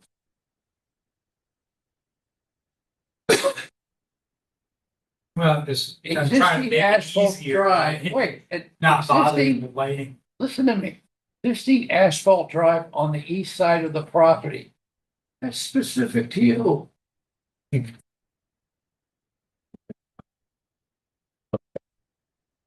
These people, all the people that would want to do something similar, don't live on your property. Okay, well, I guess I'm sort of understanding the purpose of, the text amendment and the special exception a little differently than you are, I suppose. And I don't, I'm not sure I'm seeing it as a generally applicable thing. I'm seeing it more as something tailored to the conditions of a specific location. And that because it's a special exception, that special exceptions are formulated in that way, that they're, done site by site in that way. That's, sure, I know it's spot zoning, it's technically legal, but the towns done it and doing it. So, I mean, I understand if you just said, okay, we're not doing it anymore, you've got what you've got, and it's illegal. Maybe that's what you should be telling me. You can't have this flexibility, built into your approach, in order to allow, uses outside of, already established zones for them, or unless you were to, adopt it for specific zones. I think what we're saying is the way this text amendment is written, it opens up many concerns about how the property will be used. And it has In a nothing to residential do with the district. current business you're trying to bring in. Okay. That's a separate thing. This is, as I said, the way this is written, you could have 30 dogs in a pen for all day. Close to the property line. Yeah, within, we don't exactly know how close that is to the property. And as you said, there's Right. there's no provision for sound barrier. So what I was looking at is just 30 dogs total on the property, not each pen. So I don't know. But Yeah. that's the Yeah. rub. Right. Okay. There's nothing in this amendment that protects the neighbors from that situation. And this is a rural residential district. You're not in an industrial district. Right. You're not in a, farming district. Okay. So, let's say we were to come back and tailor it specifically for whatever it is Ralph is trying to do. I could get rid of grooming, I can get rid of daycare. It is important for him to have training, right, Ralph? You want to do the training and the exercise. No, actually, it's not important for me to train. It It's is. not a trainer. I No, am not a no, dog I thought trainer. it was important for you to be able to invite these trainers. Trainers out there need places to bring dogs to train. Yes, there's a need out there. They also need places to store their equipment Right. because Madison doesn't allow dog trainers to work out of their homes. It's disallowed. Okay. So trainers are always looking for space. I've had multiple trainers call, when are you gonna open? When can we rent a pen from you? I'm responding to the market, but just to be clear, you guys are talking about regulations for existing businesses. We are new. We are a new business in the dog services industry. We didn't exist before the pandemic. The pandemic created an explosion of dog ownership. And that explosion of dog ownership, I've been living here since 2018. I go to Hammonasset. I remember 6 years ago, you can go to Hammonasset and walk around and it was pretty clean, and not anymore. Because people just do what they want to do in public places. I'm trying to create a place where responsible pet owners can go with their pets to exercise their pets, for people that live in apartments, condos, that don't have, the access to these type of places. What David is doing as a landlord is he's maximizing what he can do. If I decide to leave, he wants to be able to rent to a doggy daycare. As soon as I talk to him about what I was doing, I'm sure the wheels are turning. Oh, I can do this. But that's not what I'm doing. So I'd like to get back to the text. I get what's going on. And are there any other questions or comments from commissioners? Because I would like to hear from the people who came out tonight to maybe speak in favor or against this text amendment. text amendment. Not the Just the business, text not the business. Understood. We have, you want to do the room first, Madam Chair, Does or? anybody in the room want to come forward and say anything? Hey, I'm Donna Riello, 819 Durham Road. I just wanted to clarify a point for you. You talked about fencing. The entire solar farm has fencing around this. Right, you got that. So, what? Don't want to talk about the business. Additional fencing would be put in if it was. Okay, thanks. And I think we have a hand up. Anybody here? Karen Clary, yes. Karen, if you could unmute and identify yourself for the record, Hello, please. can you hear me? Yes, we can, thanks. Okay, well, I'm in a butter on Frank's Way, and there is a farm on Green Hill Road with several animals that are already there. I think they have a donkey, a goat, a mini horse, and they've been there for 10, 12 years. And that's actually, I think that may be in a butter to Klein's property as well. And I'm just trying to figure out, everyone's worried about, the animals in the neighborhood, and there's plenty of animals that are barking all the time in the neighborhood. That's what people have dogs. Responsible dog owners bring their dogs in. I'm just trying to figure out why there's a problem with having a business that's going to be training dogs in a responsible manner. I mean, up on Durham Road, there's a run with, it used to be, I think it's called Wiggles now. They have a run now for dogs. The dogs go out there. I mean, it's not like you're going to have dogs in a pack running through. I'm trying to figure out what the issue is with the dogs inside of a fenced-in area that are being supervised by a business owner. Thank you. Thank you. Hey, McIntyre, 57 Penn Road. I'd just like to put. I'm sorry, could you repeat your name again? Renee McIntyre, Thank you, Renee. 57 Penn Road. I would just like to say that I've had very active dogs. I met Ralph through, he let the dogs out because I have 3 dogs, now down to 2. But the gift that Ralph has brought dog owners, I never knew what luring was when he explains what this is. And it's just an open space that has a fence around it and dogs follow a line. And I've had dogs with incredible prey drive that I keep on a leash because that's what you do. And it's an opportunity, if you have very active dogs, give them a chance to act like feral animals if they want to, but it might happen to Doberman, so the hardest thing about owning is people are afraid of them. But Ralph has provided a service for those of us that have had the opportunity to either at the farm market or behind is it BFW or whatever, to have a safe space where dogs can roam. And that's really why we're here to support the concept of responsible pet owners that don't have necessarily.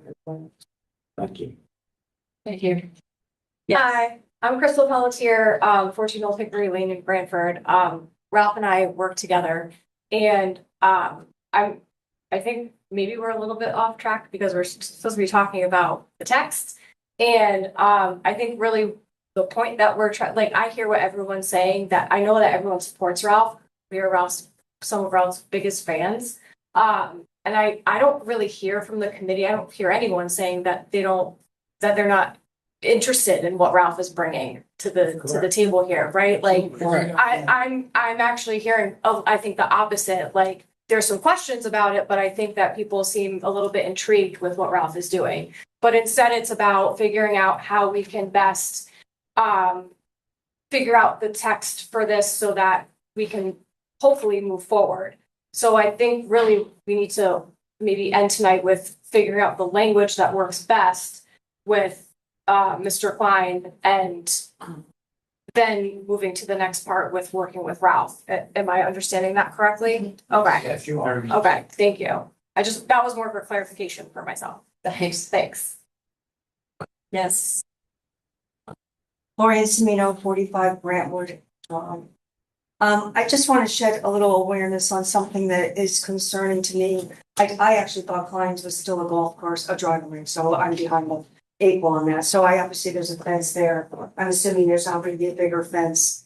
I lived in Weston a long time ago when there were no fences and there were bucks and deer and coyotes. They were running everywhere. They have a route, they have a path, they have water sources, they have food sources. And with more fencing and berms and walls and more trees, arborvitaes and blocking everything, I fear the worst of what we're doing to the wildlife in this town. I also fear they don't necessarily get the voice they need.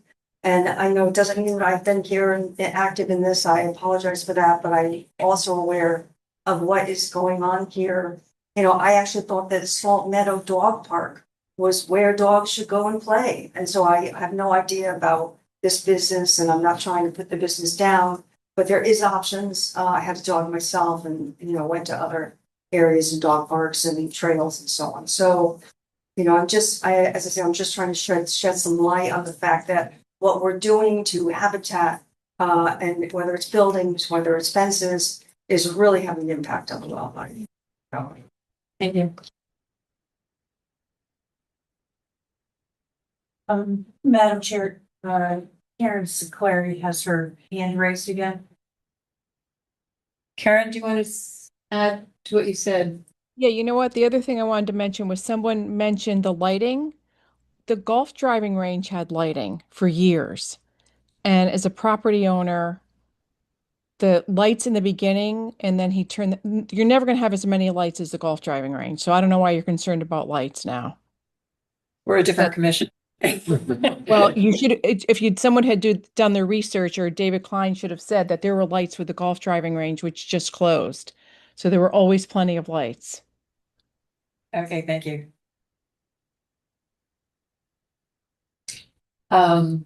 Yes, you can. Phil Chamberlain, 362 Durham Road. And I'm all for Ralph's business. My daughter had a farm down in Virginia, and it was, she housed up to 50 dogs a day. And they were individually run, and they were run as groups, and it was very well organized. But to me, something like that can be wonderful if it has a space around it that separates it from the moving public. And what concerns me is that David's got a restaurant up there and he's got an open retail store that adults and children are coming and going. And then you'll have dogs which have to get out of the car and they have to get to the area that Ralph's going to be monitoring. So I've never seen a time when I ever went to my daughter's farm where a dog didn't get break free or something at one time or another. And so that would concern me about the public safety. And I know enough about Dave's property. was suggestion to Dave, maybe on the north side of his property, he's got all kinds where that barn is. Where you've got the space to the next door neighbor, you've got the space to the west, and you got all the solar panels on the south. That it might make a great area for that. They could be totally self-contained as one spot. Wouldn't be divided into 3 or 4 spots on the property. Just a thought that, Yeah, that's a little more difficult. There actually isn't like that much space there. And there's also there's like wetland in well, that's north right. of that, You and use the wetlands land as a trust. buffer. Yeah. Wetlands to the south. Yeah. Yeah, so So it's just a thought, because I think it's a great idea. And I think maybe with some tweaking and different space and room for safety, apart from the public. Because, they're all gonna be parking on the same parking lot. Yeah. So, Thanks. thank you. Another in the couple online. Okay, great. Go ahead. Excuse me. My name is Teresa Riello. I live at 819 Durham Road in Madison. I would compare this business, if you want to call it that. Actually, it's a love of animals. It's what it really is. Because you're giving to them exercise, which makes a tired dog is a good dog. They exercise and spoken to and everything, and the dogs enjoy it. And the humans enjoy it also. I would compare this to a nursery or a daycare for children, young children. That had to start someplace. And it probably started the same way. People say, 10 kids in the room is too many or whatever. That's putting the cart before the horse. You don't know what it is. The dogs are not 30. You can't put 30 in a kennel. The dogs are brought in, they're with their owner, and they go in the fenced-in area to run, and they're with their owner. There's not another dog with them. That's all of the businesses that are doing the kennel that you said is up at was that Walgreens run before that? that's Wiggles now or Waggles. The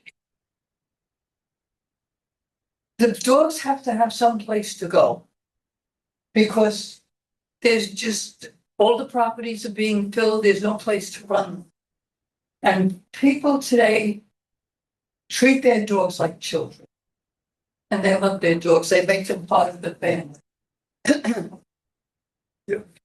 What happens is you can't, where do you walk your dog otherwise? You let him run the property? On Durham Road, if you have a dog, you can't walk it on Durham Road. So you take it and you exercise it for an hour. That's how we found out about it. And the dogs were there and enjoyed it and everything like that. And our dogs just went again and again and again. And it's you can run the dog for 2 minutes, 3 minutes, 5 minutes. 6, 10. You could go in. You could run the dog for the amount of time that you want. And then you put the dog back on the leash and take him out of there.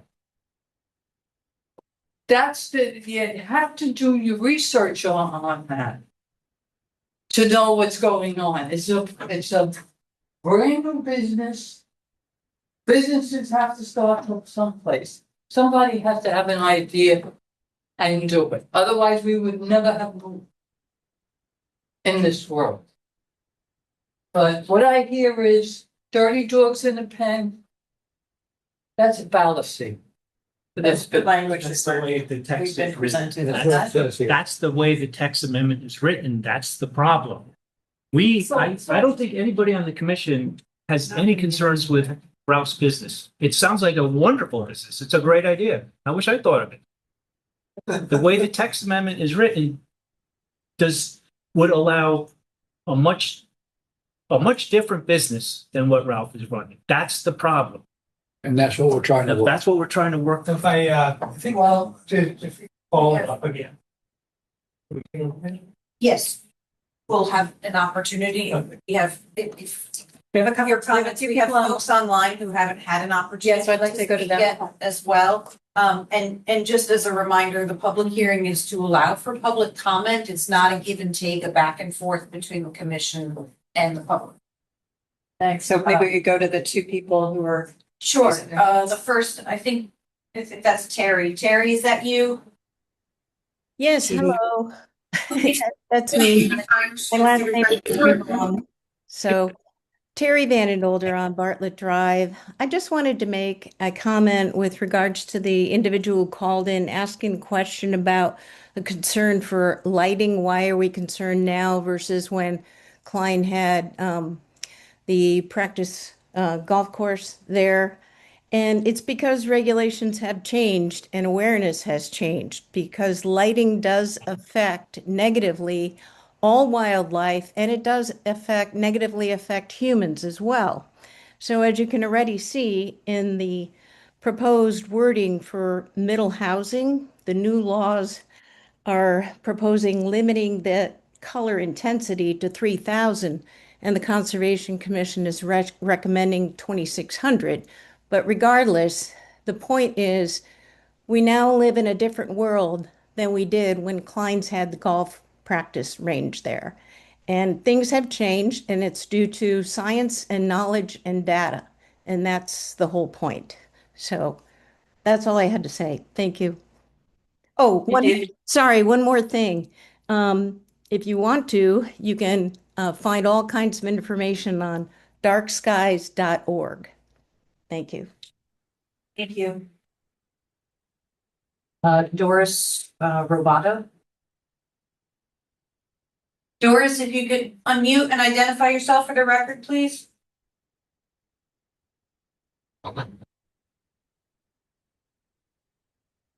We can't hear you. Looks like she's unmuted. Yeah, it doesn't appear that your microphone is working.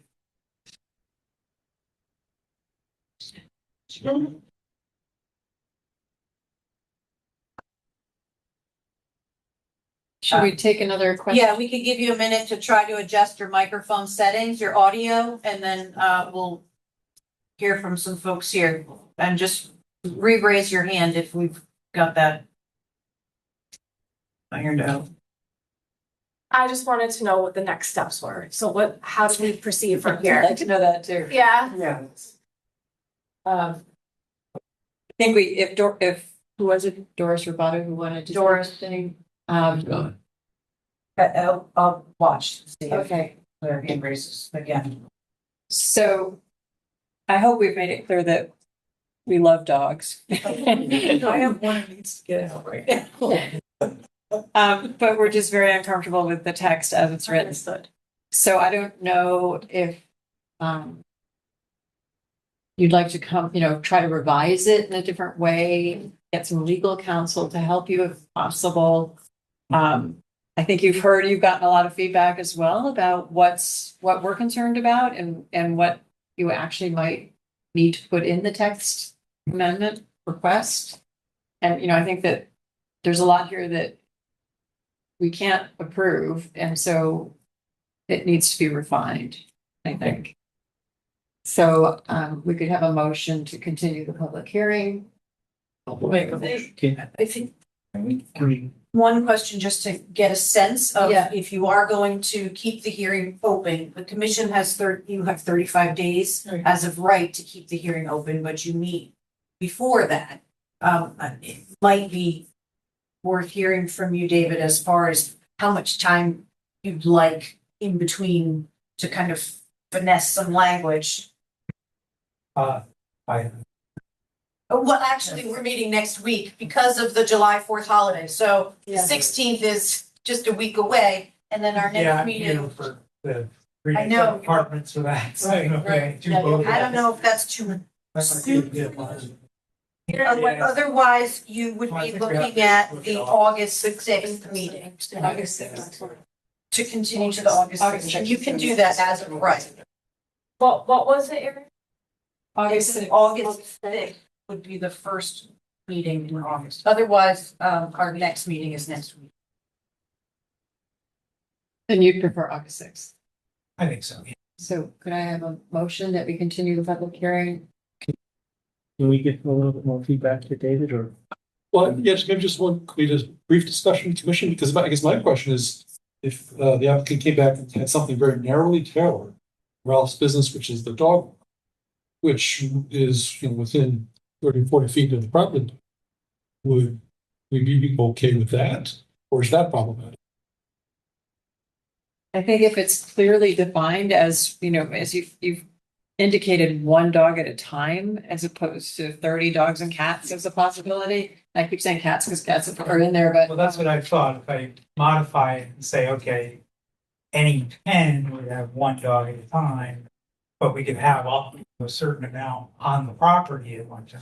So you're not gonna, you're gonna have other people there with their animals waiting to participate. You don't, you can't, send them away and then wait for somebody else necessarily. And then sometimes there is, Ralph and I will discuss that, but he's got this idea of these, socializing dogs happening together at times. Well, I think. And the setbacks, to the way that south side of the property is set up, to have 150 feet would just, take away all those areas. So that puts you into the solar farm. So if I could, if you could do it like 30 to 40 feet, that would work. That would be very easy to do. Certainly for that area number 4, there's already 50 feet there. But I think we'd like to see the actual measurement, laid out. All right, well, we'll talk to Ralph about getting a surveyor to survey it and mark it on a plan. How's that? I would start also with the 4.1.35.1.11.1. Which is just a general description, which you've included, maybe you've tried to keep it broad so that you can have other options if this business doesn't work out or whatever, but you're talking about training and daycare and grooming and, that complicates it so much more. If you're talking about. Well, it seems to me. Pens where dogs can exercise one or two at a time. And. The trainers could come. Or trainers come even, I guess, yeah. I mean, just define it better so that we know exactly, It's not going to be Carol. Can I throw out an idea and move some of the language? When I was reading the language, we were talking about the area marked in red on the map.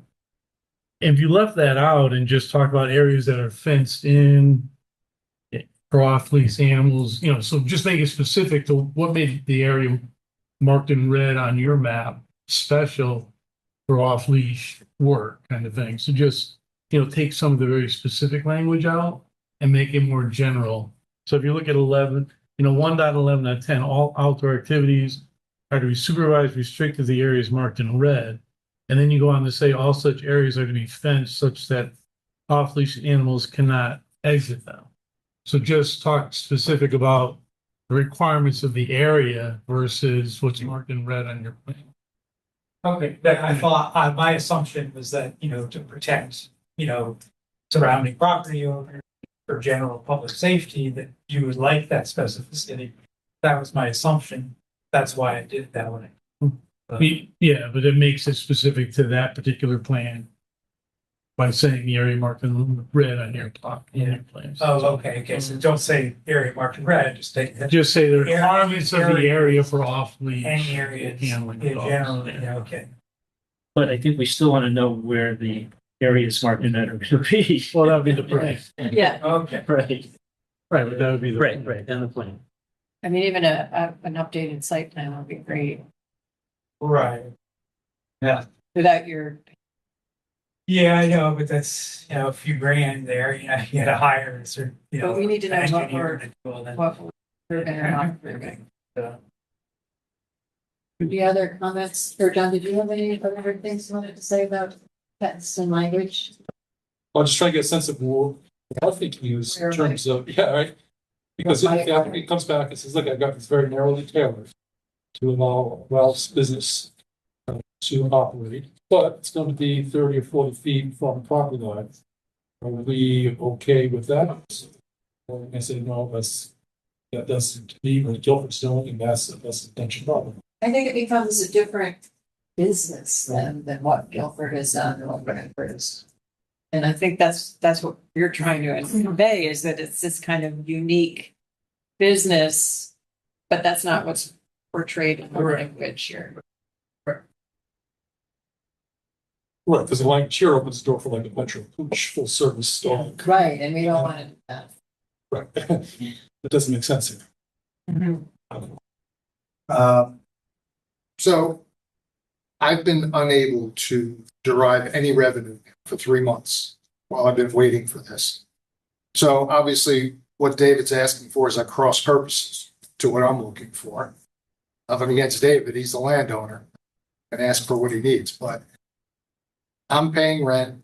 I took on additional insurance and additional expense to do this with the expectation that it wasn't a big issue. And based on the text, the special exception and a retail service occupation. But is there any reason why I can't run dogs in a circle in a fenced in area while everybody's trying to figure out the rest of this? Because I am being financially ruined the last 3 months. I work across the street at Madison Flower and Garden Center part-time. I'm 64 years old. I walk dogs part-time to try to make ends meet. This business has been going on for 3 years, and the town of Madison shut my business down. And, you know, I'm sorry, I have to say this, but the first meeting I had with the town, the first words that came out of Aaron Maddox's mouth were, in my opinion, you don't belong here. That wasn't a good way to start the relationship, to be honest with you. I feel like I've been treated like crap by the town this whole time. I've been patient. I'm trying to go through the process, but it's been nothing but adversarial. Nobody ever called me and said, hey, Ralph, what you're doing doesn't really fit. Can we talk about this? Because I checked the state. There are no regulations for my business with the state, the ag department, because that's who oversees dog businesses. We are so new that we're not regulated. Instead of saying, hey, why don't you work with us and we can maybe come up with some regulations that apply to this new business? Nobody ever wanted to talk to me. All I was trying to do. Yeah, but we're 3 months down the road, and I'm being put out of business. Or did you want to say? Yes, there have been multiple conversations between the property owner and the tenant dating back to complaints at the applicant's residence and other locations in town. Zoning enforcement officer has had repeated. I'm going to want to speak to that. This is not relevant to the text. You just brought up a false complaint. Somebody made a complaint, said that I was running dogs in my backyard, and I called the town and I asked them. Okay, we're going to have to ask you to Please stop. We're sorry for any problems you've had, and we understand that it's a frustrating, long process.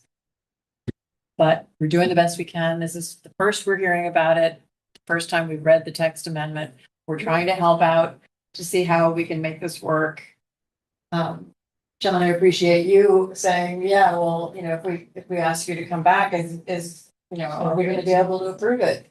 And I think that's a good question, because we don't want you to go through any more hoops that are pointless. And we're trying to get to yes, all of us. I'm sorry that it's been a tough experience. Yeah, I mean, our initial thing is like my special exception, you know, text there, language says retail service occupation.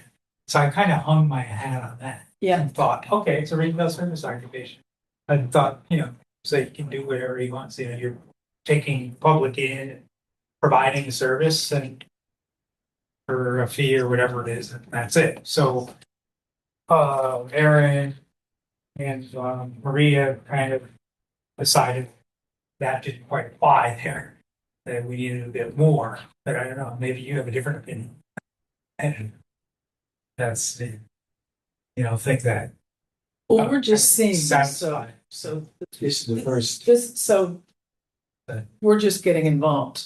I have no issue with you guys. No, My issues with the office and with the kind of treatment that that office inflicts upon a resident. I'm a resident Okay. and a small business owner. We heard your point of view. People would be wish you had legal counsel, no longer extra, just to help you with constructing. So we've agreed that we'll extend the public hearing to August 2nd. And so could I have a motion for that? Will it be second? Second. Second, thank you, Jeff. Any further discussion? So we'll continue on the 6th.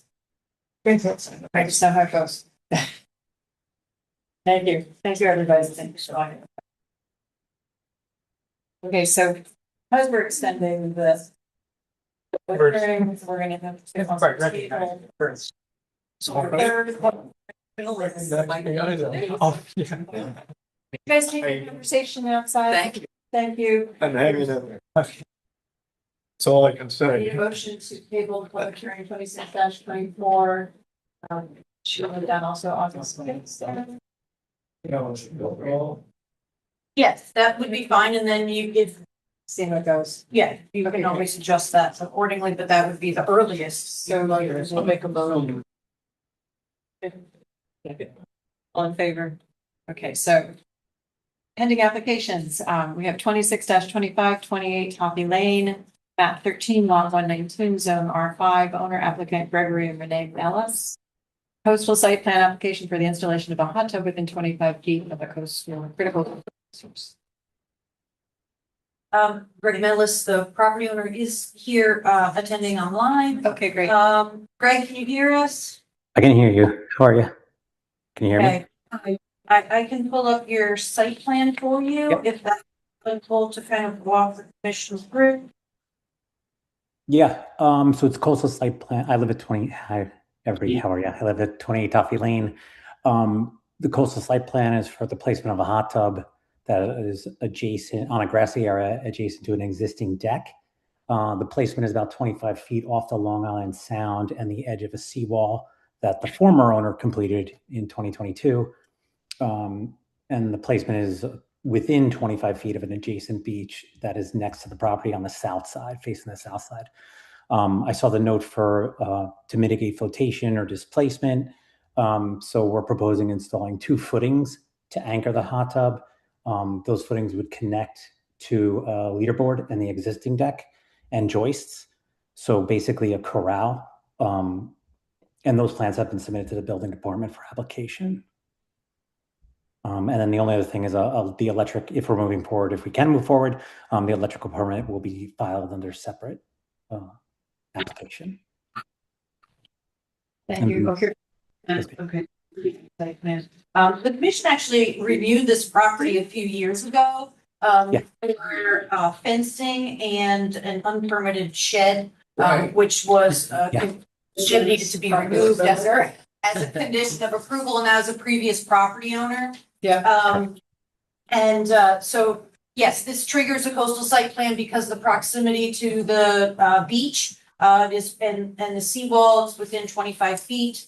And is mandatory referral to deep as well, in which we did receive some comments today from our analyst, Jason Hale. No adverse impacts to coastal resources are anticipated, and as Greg mentioned, we did have feedback from the building official, the floodplain administrator, noting that because it's in the flood zone, it does need to be, and because of that wave action, does need to be anchored adequately. But very minimal site disturbance, almost to the point that it's more disturbance to install sedimentation, erosion controls, such as silt fencing. Yeah.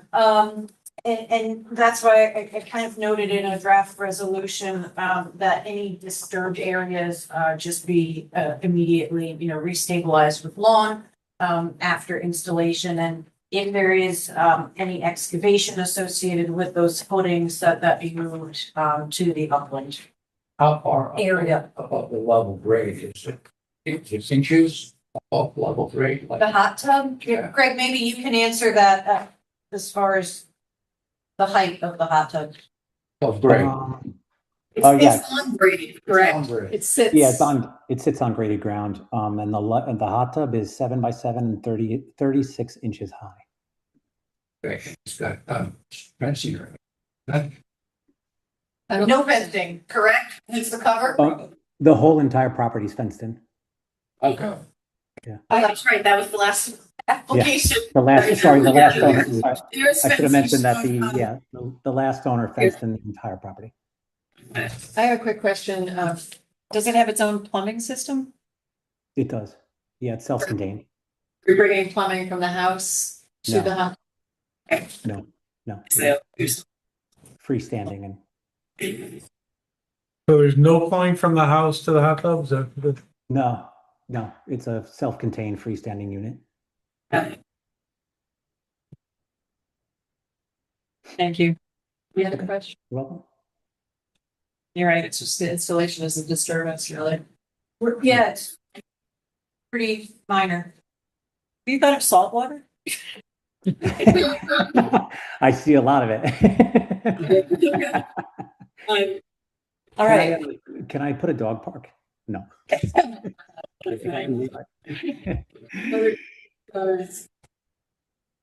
In that case, could I have a motion as per our draft? Baghdad? Draft resolution.